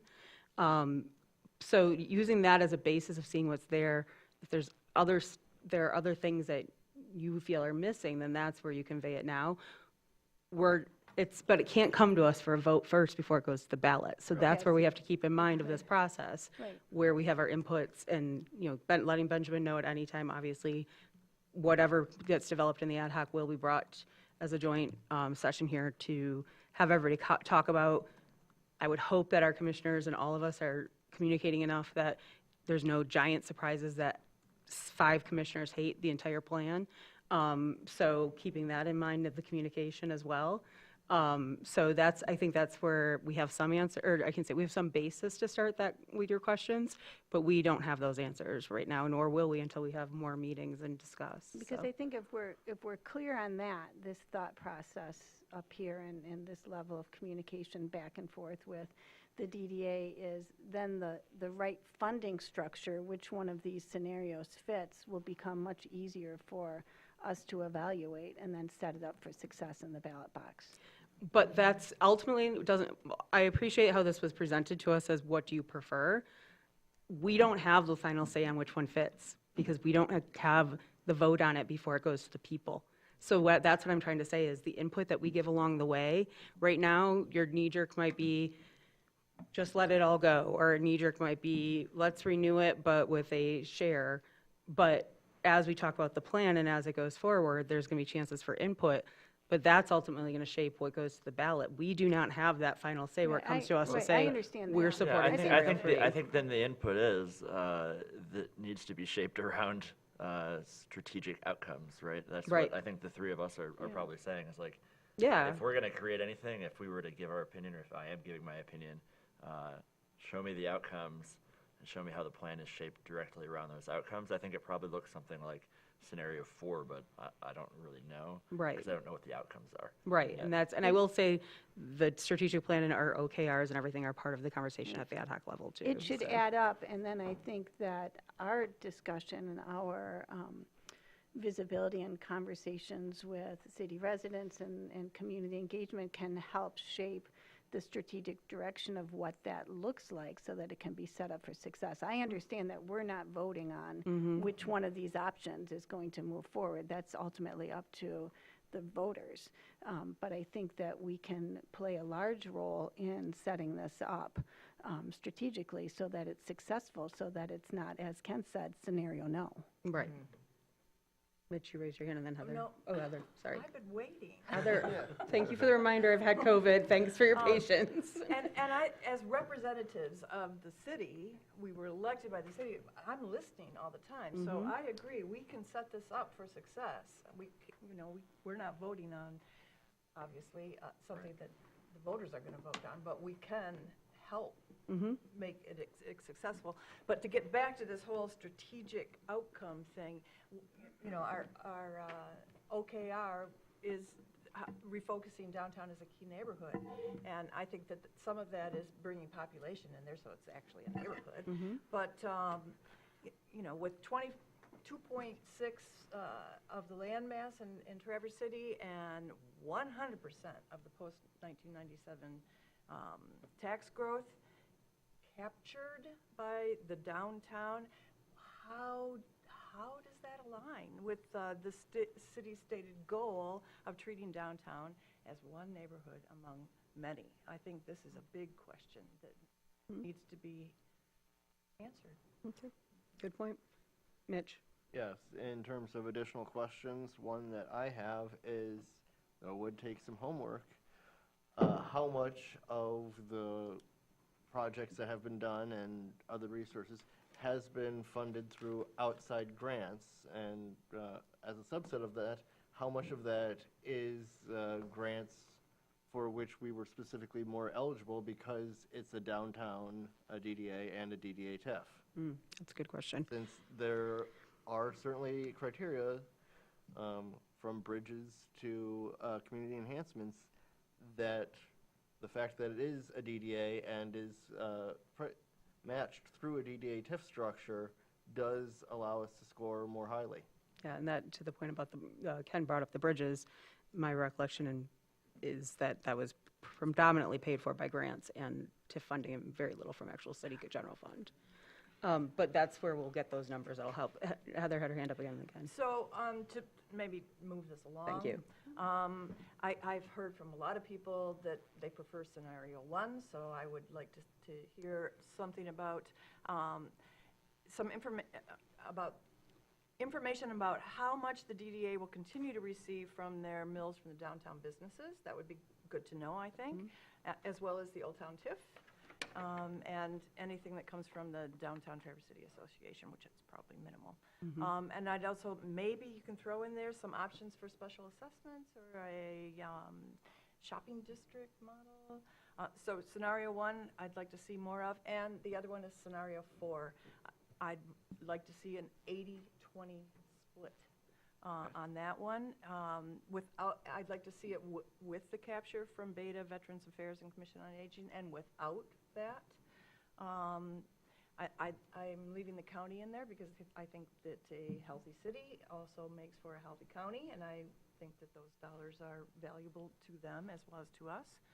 And so the scenario one, scenario four. Thank you, that's helpful. I would like a little bit of information too that you just reminded me of, Heather, so thank you, of, this came up, I can't remember if it was at a DDA meeting or at a city commission meeting, but it was mentioned that about a manhole cover needing to be replaced. I think it was a DDA meeting. If that happens on 8th Street, the city pays for it. If it happens in the DDA pays a fee for that. And so I'd like to know if this goes away, the fees that the DDA pays us now to do what we do for other neighborhoods without a fee, what would that transfer look like of kind of on the city budget as well? Sure. And then Ken had his hand up, and then back to you, Heather. I guess the last thing I really want to say about it, you're looking for some sort of like pearls for this, like things to think about and talk about and include in whatever gets presented. Some sort of way to, I don't think it's revenue share is, however much money the DDA captured, a percentage of it needs to be available to the city for, like, we talked about those one-time things. Opera House roof, everybody benefits from that, it's in the DDA district. Carnegie Building, we have major heating and cooling issues that need to be addressed with that, so some big expensive items. Same thing with some maintenance issues over at the Bijou. So those buildings are in the DDA, or in the boundary, and when we said, hey, can they contribute to that, it was, sure we can, but like how much? Like, let us know. I would like to have some of that money available for these kinds of costs that we have. So maybe some sort of component where there's a percentage available for the city to access that's not designated. I know they're saving money towards these major infrastructure projects like the Farmers Market Pavilion, and they want to do lower Boardman restoration. They're kind of carrying that money over year to kind of help it grow. But we also have those needs as a city that are not being met because this money is being captured and not coming back to the general fund. So maybe some sort of mechanism that can help with that for scenario 4. But really quickly, though, in the Carnegie building, the Opera House building is absolutely correct. Is Carnegie in Old Town Yes. District? Yes. Okay, I It's couldn't in the remember, Old sorry. Town. All 3 of them are. Yeah, Old Town TIF. yeah, I couldn't remember if it was just They're all outside the in bound. 97. Yeah. Well, No. No, No, Carnegie's. Carnegie's in Carnegie Old is Town. not. But Bijou's in. And Old Town's got several more years left on it, so that's Anyway. fair, yeah.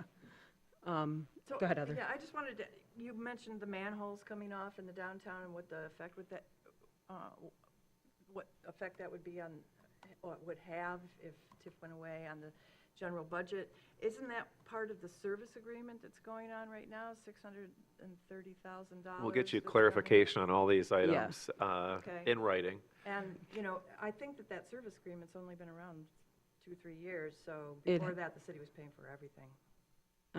Yeah, we can. We'll get get- you yeah, all we'll get that the numbers on that, information. So, yep. All right, anything else before we move on? So what direction, Ben, do you need from us? Is it which one of the scenarios we're more interested in? Is it what questions we have about this? I just want to Yes. make sure you have Thank the you. direction that you need. I appreciate, as this conversation has evolved, I think it's helpful that we've gotten or received from you additional information that you need, and we will work on providing that in a relatively quick time turnaround, but taking enough time to be accurate, and with everything else going on. So I think the next step is really for us to return to you with that information and then continue this conversation. Thank you for asking. Okay. And Carnegie's in Old Town. I was wrong. Okay. So for me, I'm looking at primarily scenario 4, and then in order to evaluate the efficacy of that option, I'd have to understand what is the math going in, which it sounds like that's going to be coming more from the ad hoc. Is that right? So the list of projects and how those are sequenced over what years, and that gets us to the, whether it's 80-20 or 60-40 or 50-40 or 20-80, I don't know. I can't do that math without an understanding of what are the projects, what are the outcomes that we are trying to address through this regional cost-sharing tool. And Benjamin will bring that back, as he mentioned, but also in the meantime, if you have other questions or wish lists or anything else. We go through Ben. We go through Ben. Please. Okay, So, got it. and he's talking all the time to everybody. So, okay, with that, we will now move on to our last agenda item, which is the Farmers Market Pavilion. I'm just going to turn this, Harry is here. Yep, Harry Burkholder is the director of the DDA, and I think, Harry, you're going to present this, right? And okay, great. Good evening, Nicole Vaness, Parking Mobility Director. Just wanted to introduce this item. This is in our CIP for the Auto Parking Enterprise Fund. As an introduction, this is a reconstruction of Parking Lot B. We have the opportunity to partner with the DDA with their project, and with that, I will turn over to Harry. Was a short introduction. Good evening. Nice to be with you, and really excited to talk about this exciting project. As Nicole mentioned, this is really one larger project with two main components. One component being the reconstruction of Lot B, which includes also a significant investment in stormwater as part of that lot. And then the other portion of this project, which I'm going to talk about, is the Farmers Market Pavilion. And this project has been under discussion for quite some time. If we go back to one of the first investments in the DDA and TIF, it was those blue awnings that used to be in the farmers market. So this really has come full circle. But in 2016, 2017, the DDA had engaged with some consultants to come up with a conceptual design for the farmers market. And we did. And we had a great conversations. And then when we started looking at the potential location for Rotary Square, we essentially paused in that process to see if the farmers market could fit in Rotary Square. And then we had COVID and we had some change in leadership. So this is where we are today. Over the last almost 6 to 7 months, we've been working with the same consultant to take that original plan from 2016 and talk about how it fits within Lot B as it's being reconfigured. And I'll have our consultant talk about why we're doing that. But we're excited to get your input tonight on the potential scope of that project. We're thrilled that we're having this discussion. We talked about the strategic action plan and the OKRs. I think this project, both from the pavilion and the market that it supports, either directly or indirectly, touches at least 4 of the strategic pillars that we've been talking about over the last several months. So excited to see this conversation continue. I'm going to turn this over to Krista Good, who's a partner with Beck and Rader, who's been helping us essentially since 2016 with the conceptual plan and then the plan that's in your packet today to talk about the overall scope of the project that includes both the Farmers Market Pavilion and the parking lot. Thanks, Harry. And good evening, everyone. I apologize. First and foremost, I do have a copy of the presentation with me that says City Commission instead of Parks Commission with today's date. But trust that the presentation we have in front of us is the exact presentation I have on a flash drive here. So just to move on to the first slide in our presentation, we're going to talk about a couple of things. We're going to review the 2025 Farmers Market from just last year and understand how that has bearing on the reconstruction of the parking lot and the addition of a Farmers Market Pavilion. And then we're going to talk about the 2017 concept plan that we developed and how that evolved as it is married to the 2023 parking lot plan developed by City Engineering, which begat the Unified Market Plan that we are bringing forth to potentially go out to bids for. So if we can move on to the next slide. The 2025 market layout, as you see here, there were 74 vendor stalls in this past year's market. That's been fairly common for the years preceding that. It provided for 66 vendor stalls with vehicles, and 8 stalls without vehicles. And what you can see here is that, and if you've been there, as I'm sure most of you have to experience it, you basically have 2 double-loaded aisles where the customers can walk in the parking aisle and visit vendors on both sides. And it's a very efficient layout, both for the vendors and for the customers. If we'll move on to the next slide then. This is the 2025 non-market day plan, 2016 plan that we developed. It basically is a further development of the parking lot as it exists today. And so you put the pavilion in the center of the parking lot, and we're allowed to have a double-loaded vendor aisle in the center. If we go to the next slide. There we are. So everybody, the vendors load the pavilion, and the customers can use the 10-foot aisle in the center of the pavilion to access all the vendors. And then on the south side of the lot, we would have the vendor tents, as you often see now, which would somewhat emulate the blue awnings that Harry referenced a little earlier when he was making the introduction. So this plan in 2016-2017 provided for 119 total vendor spaces, of which 56 pavilion spaces are provided underneath the pavilion, with 39 paved spaces and then 24 spaces without parking stalls. So as you can see, the 2016-2017 plan provided for additional vendor spaces above and beyond what the market was capable of currently.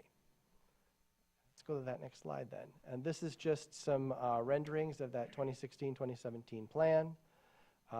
Basically, you can see in the profile the vendors double loading into the pavilion, and you can also see that same area with just parking.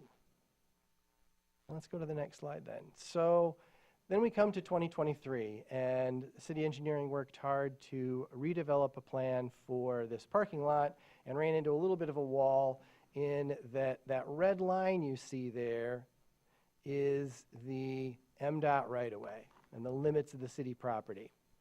And the problem became that we no longer are able to have 4 rows of parking. We're only able to have 3 because we cannot continue to locate the parking lot inside of the MDOT right-of-way. So I'm going to say this a couple times during the presentation, but the take-home message here is we have a reduced number of parking stalls in the ultimate plan we've arrived at and what city engineering found in 2023. The reduction in parking stalls is because we can't have parking stalls in the MDOT right-of-way. There's not a reduction of parking stalls because anybody's trying to reduce parking stalls or because the farmer's market didn't want parking stalls. It's because we can't locate them in the MDOT right-of-way. So that 2023 plan is reduced to 100 parking spaces.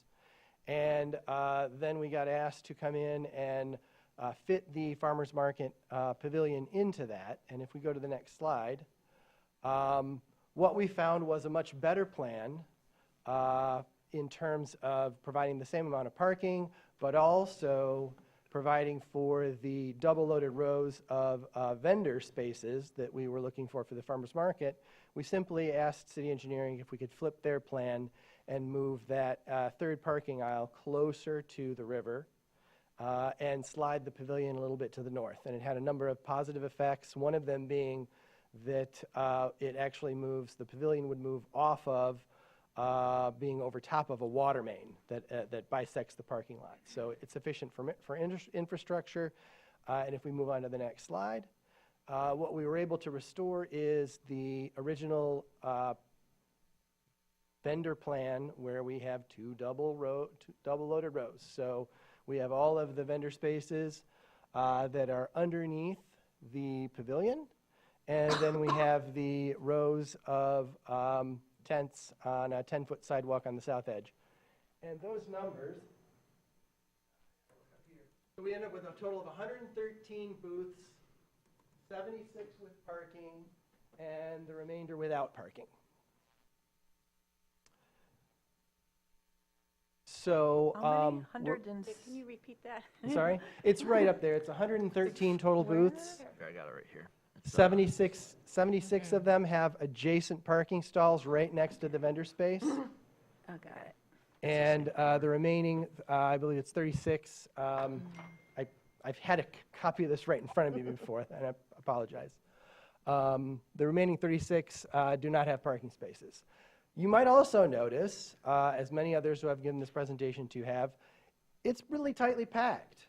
Many people have asked, well, how do those trucks get in and out of there? Well, the fact of the matter is that the existing farmers market as we have it today has a very tightly choreographed dance of how the vendors load in and load out.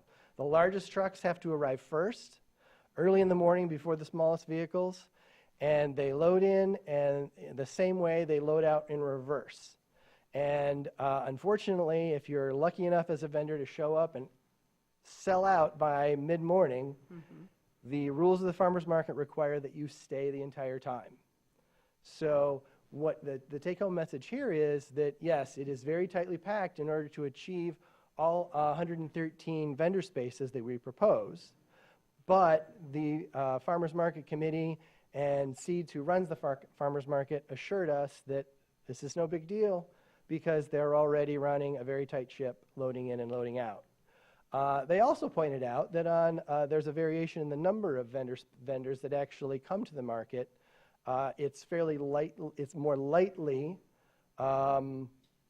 attended by vendors in the spring and midsummer, and then becomes much more heavily fully loaded into the fall when farmers have a lot more produce to bring. So also there's differences between Wednesdays and Saturdays. So it may be that we find that on a lot of Wednesdays, the area underneath the pavilion is fully loaded, and then they expand on Saturdays into the other spaces. may I ask a question? So, Sure. What am I looking at there? All those little orange squares, are those vendor tents? Yes, ma'am. And then, there's parking right next to the vendor tents? Yes. And that's for the vendors' trucks themselves? That's not public parking, right? That's correct. When the market is So there's actually vendor tents still on the bank of the Boardman? Yes, a number of, well, I wouldn't say on the bank of the Boardman. They're on the grass area adjacent to, it would be a level grass area adjacent to the sidewalk on the south edge of the parking lot. Yeah. And recognize also that some of those vendors without a parking space would be renting a space where they would be either carting in their wares or arriving early, dropping their wares, and then parking somewhere else. Again, the original number from 2025 that I presented to you early on is 74 vendor spaces. What this presents is an expandable market that can add a significant number of additional vendors, but it is significantly greater than the number of vendors that are currently there today. Any more questions right now, or shall I wrap it up? I'll try and wrap it up here. Let's go on to the next slide then. These are some renderings of the architectural design for the farmers market. It's about 310 feet long, so it is quite a long structure. We've provided for a pedestrian way from that would connect to the bridge and provide a guiding way across the parking lot into the pavilion. And then also there would be brick pavers on either end. And so our intent is that if the budget will allow, as the bids come in, we would have brick pavers down the center of the pavilion, and then brick pavers connecting it to the south to the existing or potentially future improved pedestrian bridge over the Boardman. There's also a skylight, which you can see here, that provides penetration of light underneath the structure, so lowering the amount of electricity during the daytime that would be needed to illuminate the area underneath the pavilion. And you can get an idea here of the scale of the structure relative to the vehicles, the vendors, and the people. The design of the structure has steel columns with concrete bases, And then the upper elements of the roof structure are laminated and wood. And then various steel elements that would help with the structural support of the roof itself. So there's a mixture of materials, very much intended to fit well into the Traverse City architectural patterns. And then finally, we have one more slide to just give folks an idea of the flexibility of the space. In many other communities, these structures are not only used for farmers markets, but if the community so desires, you can also provide it for rentals, for use, or the city itself might choose to make this part of various city events. And this just illustrates that the lighting that's provided intrinsically within the structure that we've designed for provides a minimum level of parking lot lighting. But if you were going to actually use this for events, we have additional electrical outlets built into the design, and additional lighting could be added to support that. Go ahead, Heather. I noticed there were solar panels on the roof.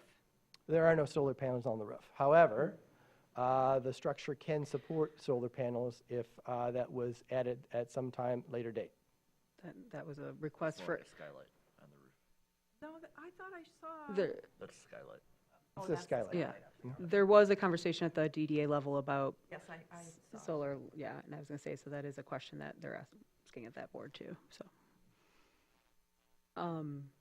Really quickly, I wanted to ask Benjamin to put a little input in with yes. this too.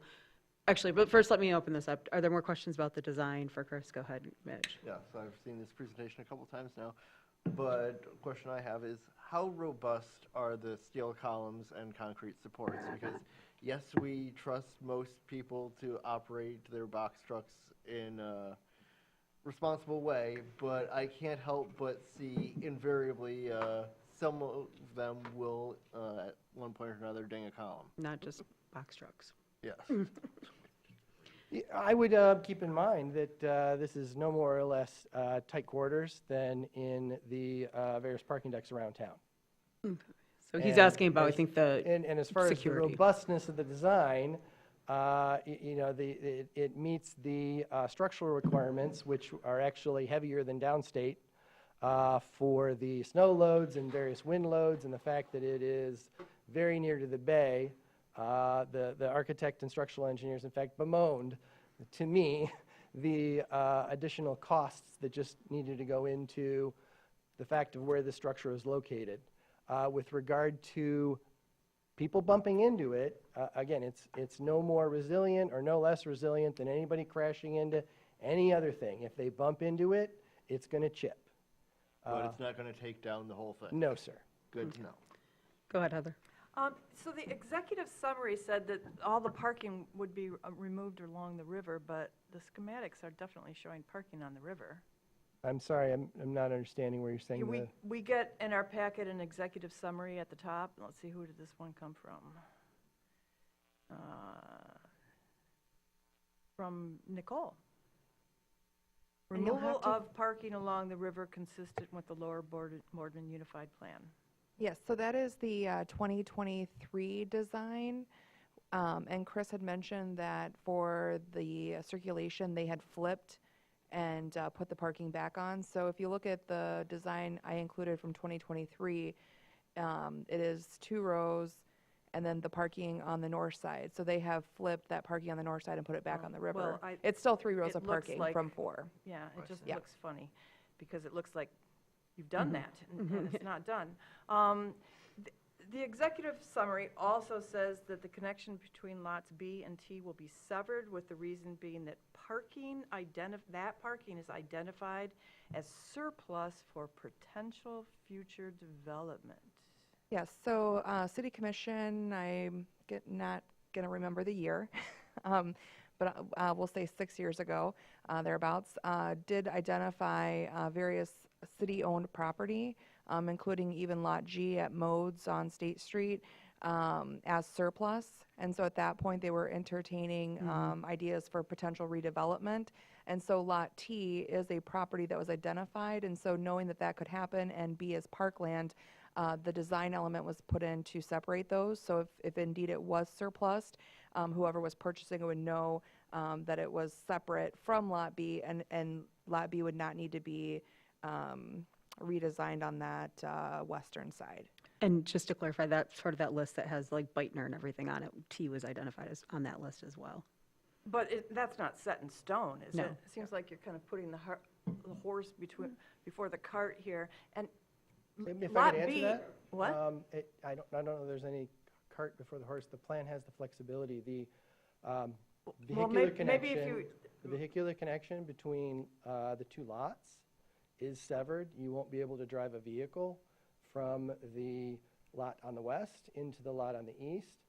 But for the foreseeable future, there's a pedestrian connection so that pedestrians can park in that lot and continue to use it and continue to access the farmer's market. So I would pose that it has the flexibility in the plan to respond to the stated desire to potentially divest that property, but to continue to utilize it and have the flexibility for the market to exist now and in the future under both circumstances. Yeah. But I see that those two parking lots as really narrowly contained and without that crossover, and single ingress on either side. So you're going to have people trying to get out of Lot B, and they're going to want to take a left, and there's a traffic light right there on Cass and the Parkway.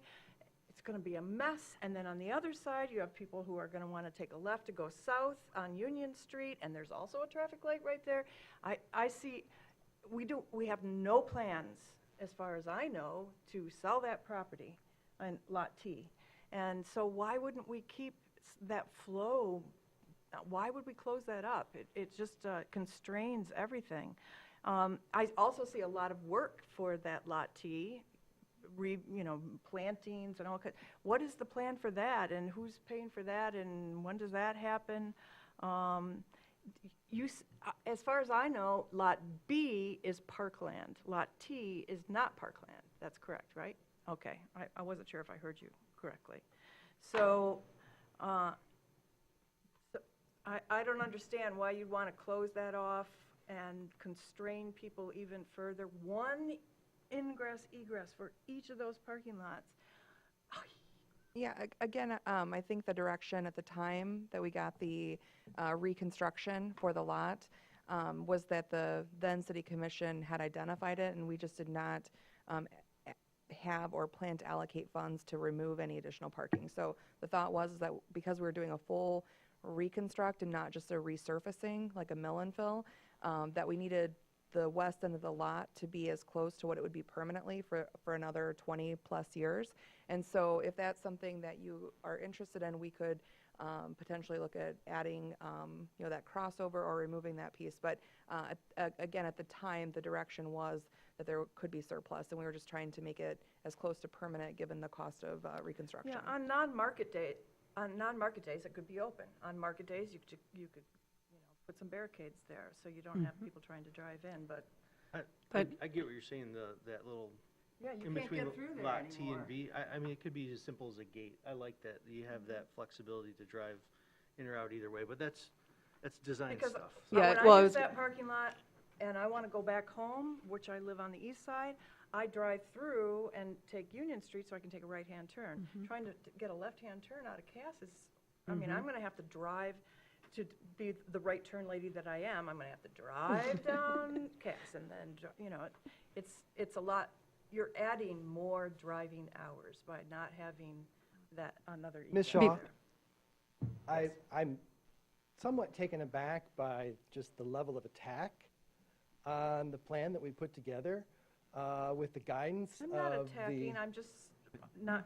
I'm hearing that we've done something intentionally to do it. Well, I So, just yeah. want to maybe step in very politely. Please. I think that the commissioner has the prerogative to express her thoughts, and I'm hearing a reaction from her. I don't see it as an attack, and I say that respectfully. I wouldn't step in if I felt otherwise, so I think that we just need to be open to that feedback. My question, if I could really piggyback that I was about to ask was, fundamentally, if we decide to keep that open, that doesn't change your design and what we have planned for this part of the lot, correct? I'm certainly glad to revisit the direction we've been previously given in the past and add in a connection, Okay. connecting these two lots as Ms. Shaw suggested. Okay. Good. Ken? Nicole, was there an element of parking, like metered parking in all of the pavilion spaces for non-market days that'll be? Yes, Like- and I apologize for my squintiness. I lost a contact about a half an hour ago, so I'm really No, struggling. you're okay.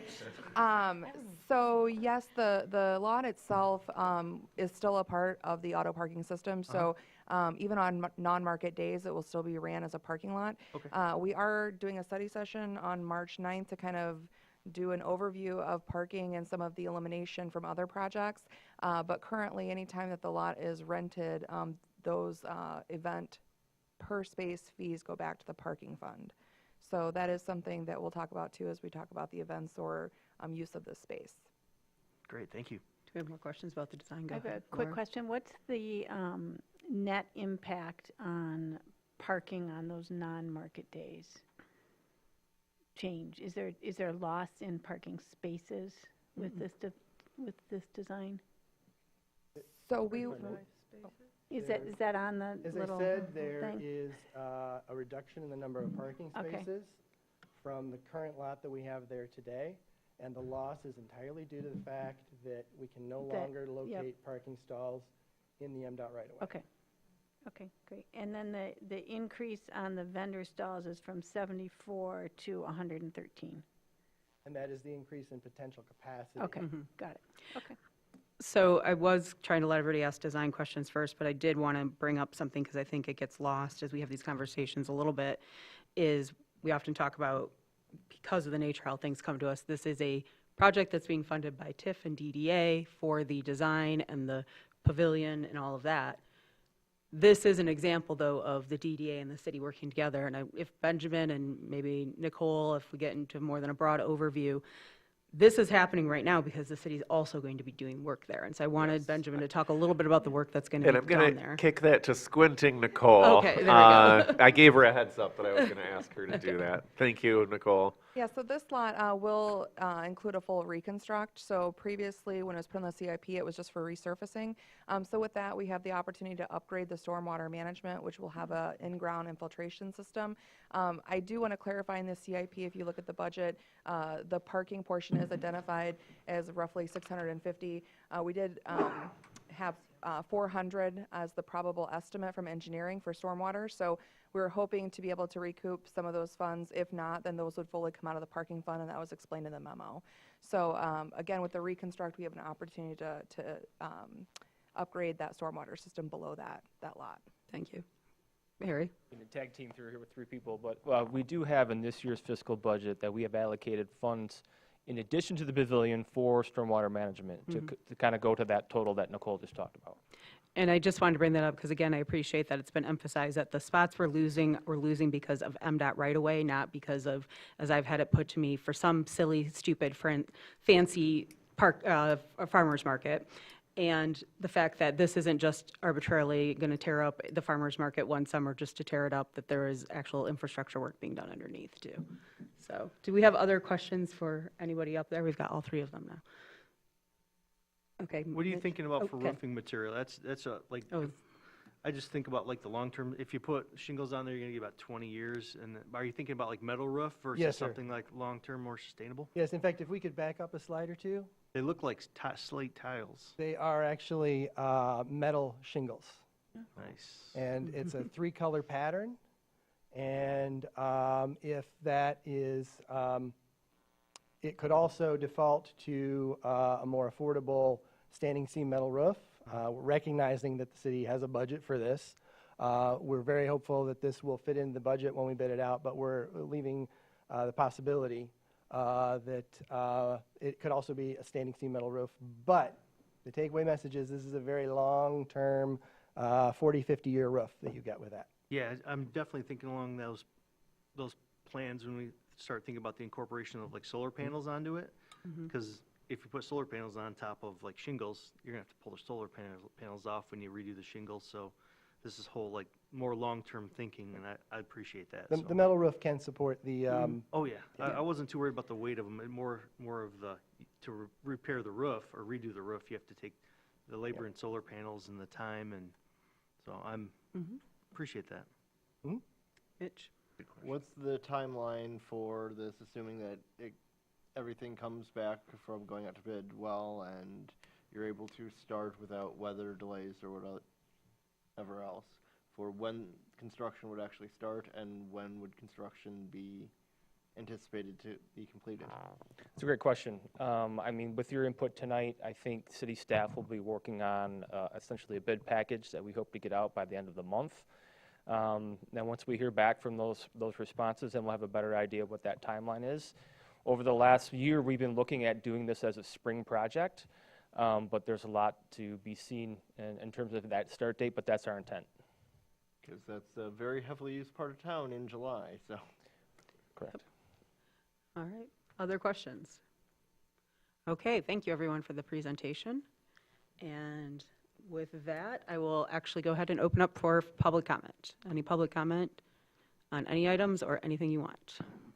We ask that you state your name and address, indicate if you're a city resident, non-city resident, and/or city business owner. We have a 3-minute time allotment per speaker. When your time has elapsed, the timer will beep. And finally, we request that all language be respectful to all parties.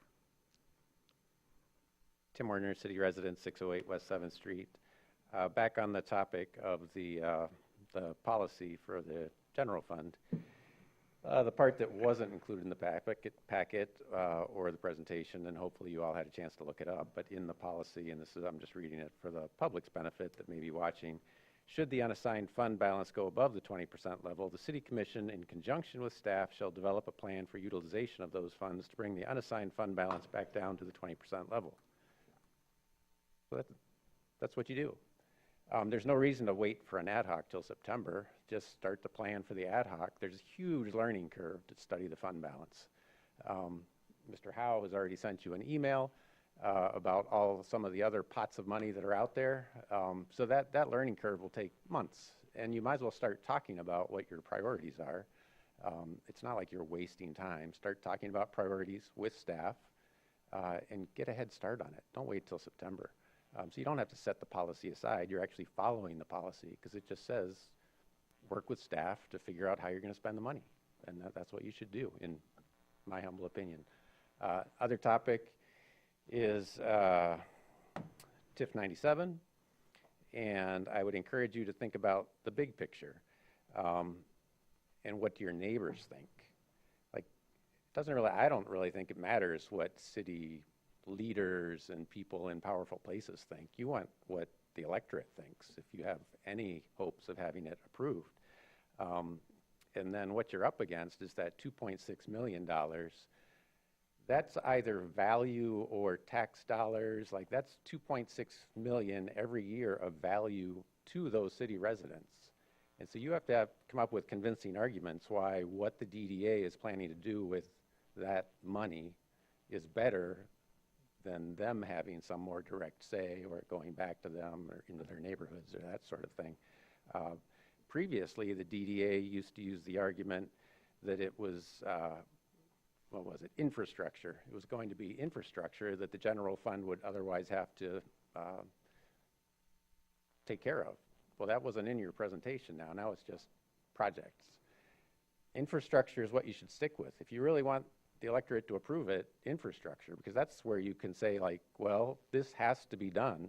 It has to be paid for. So it gets to needs, not wants. It really has to be needs. Identify the needs. If there are really needs, you can convince the electorate to do that. But I don't think you're going to be able to pull it together. It's not you. I don't think the DDA is going to be able to pull it together by November. And then you also have to think about who's showing up in November. I think there's going to be a huge turnout. And people aren't coming to the polls all happy and giddy about a bright, sunny future. They're pissed off. So keep that in mind.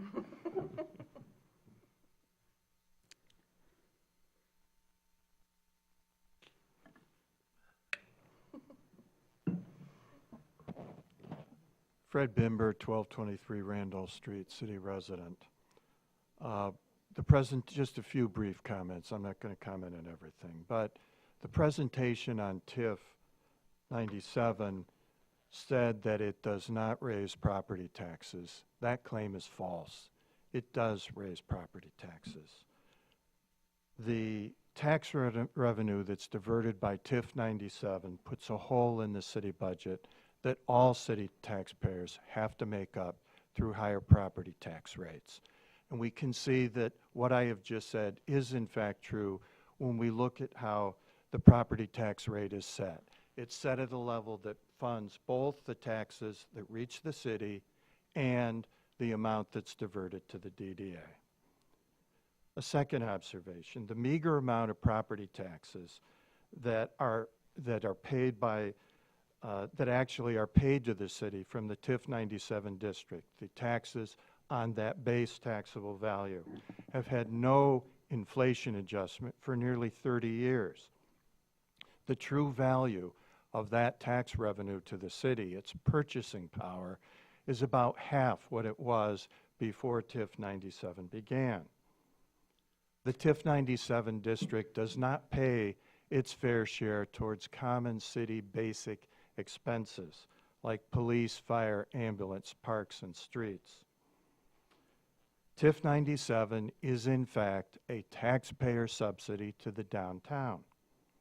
Our downtown more and more is primarily serving tourists and non-residents. Increasingly, the downtown consists of seasonal home condos and short-term rentals. If TIF 97 is extended, our tax rates will increase even more. TIF 97 should expire at the end of its originally scheduled time. Not extending TIF 97 does not mean the end of TIFs, but something new should be brought forward that's acceptable to the voters and acceptable to the county and other tax authorities that will be asked to participate. Thank you. Thank you, Fred. Justin Reed, 630. Justin Reed, 630, County Drive, from 1B. I would love to find if there was any other industry than the tourism industry. Unfortunately, that's the only industry that we have in Traverse City. And I don't think that trying to say, oh, well, you know, making reinventing the wheel for this is just not an answer. The tourists are going to be here, and unless someone else has another industry that they can point to that brings in a lot more money than the tourist, go for it. But I don't see any other one. So on another topic, second topic, about the housing. So the Traverse City Housing Authority is still currently appointments only. And if people are trying to find housing and, you know, for example, there's a consumer at Northern Lakes Community Mental Health that has tried to contact the Housing Authority over a couple of things. They have not responded back to them because their office is appointment only. And email and calling has not been able to be successful at all to this.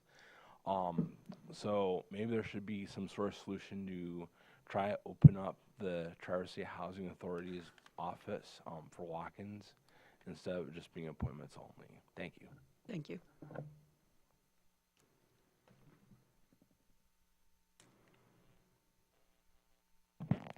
Gary Howe, 926 Lincoln Street.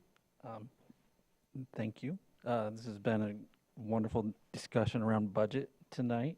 You guys are very deliberative, thoughtful, and I appreciate it. So you probably don't hear that enough, especially at public comment. It was referenced that I sent you an email, which I did, because I was on the ad hoc committee to create the fund balance policy. The reason we did that is we consistently would see when the audit came back that we had a 42 to 45% fund balance, with no plan of spending it other than some future plans that were unscheduled and unknown, and maybe they would happen, maybe they wouldn't. And reason why we ended up with 15 to 20% is because there's a state mandated 15% emergency fund that's not included in that fund balance. So with 15 to 20%, you always effectively have 30 to 35% fund balance. That emergency fund is not untouchable. We just prefer not to touch it. But if you can touch it if you need it. So staff can correct me if I'm wrong afterwards, or why they position isn't accurate. But when the city commission I was on saw that as plenty to have a 30 to 35% fund balance, including that emergency fund. I also just wanted to point out I'm a strong supporter of downtown, largely in part because it's the commercial districts that support our neighborhoods. And that's not just downtown. There's West Front, there's East Front, there's Garfield, there's 8th Street and 14th Street. And for too many years, our corridors have underperformed. We've started to see that turn around with 8th Street revitalization. West Front Street saw some investments, and we've seen some private development afterwards. The DDA was ahead of the game. It was ahead of its game in Michigan. It was ahead of its game in the country in many regards. I'm not going to voice an opinion on TIF today. I just want to speak to the power of commercial districts to support my little neighborhood in Traverse Heights. Without it, I'm not getting new anything because my taxes don't pay enough to replace the infrastructure in front of my house. They just don't. And they never will because we don't have the density, we don't have the capacity to do that. In 2017, the city did a study about the taxable value per acre of Traverse City compared to the county. You do the taxable value per acre because it's like miles per gallon. You don't just measure the size of the tank, you measure the efficiency. And Traverse City as a whole is 83 times more efficient than the county. Downtown is 5 times greater than the rest of the city. So it isn't just 2% of the land given 13% of the taxable value. It's actually much more efficient. So for me, as we move forward, I just hope we keep that in mind, that you have to continue to invest in these areas that support all of us. Thank you. Any other public comment for tonight? Okay. Seeing none, I'll bring it back. Any final thoughts from the commissioners? All right. Thank you all for a very good, robust discussion tonight. I hope everybody continues to either be on the mend or stays healthy, and we will see you all next week. Thank you. On Tuesday. Yeah, thanks.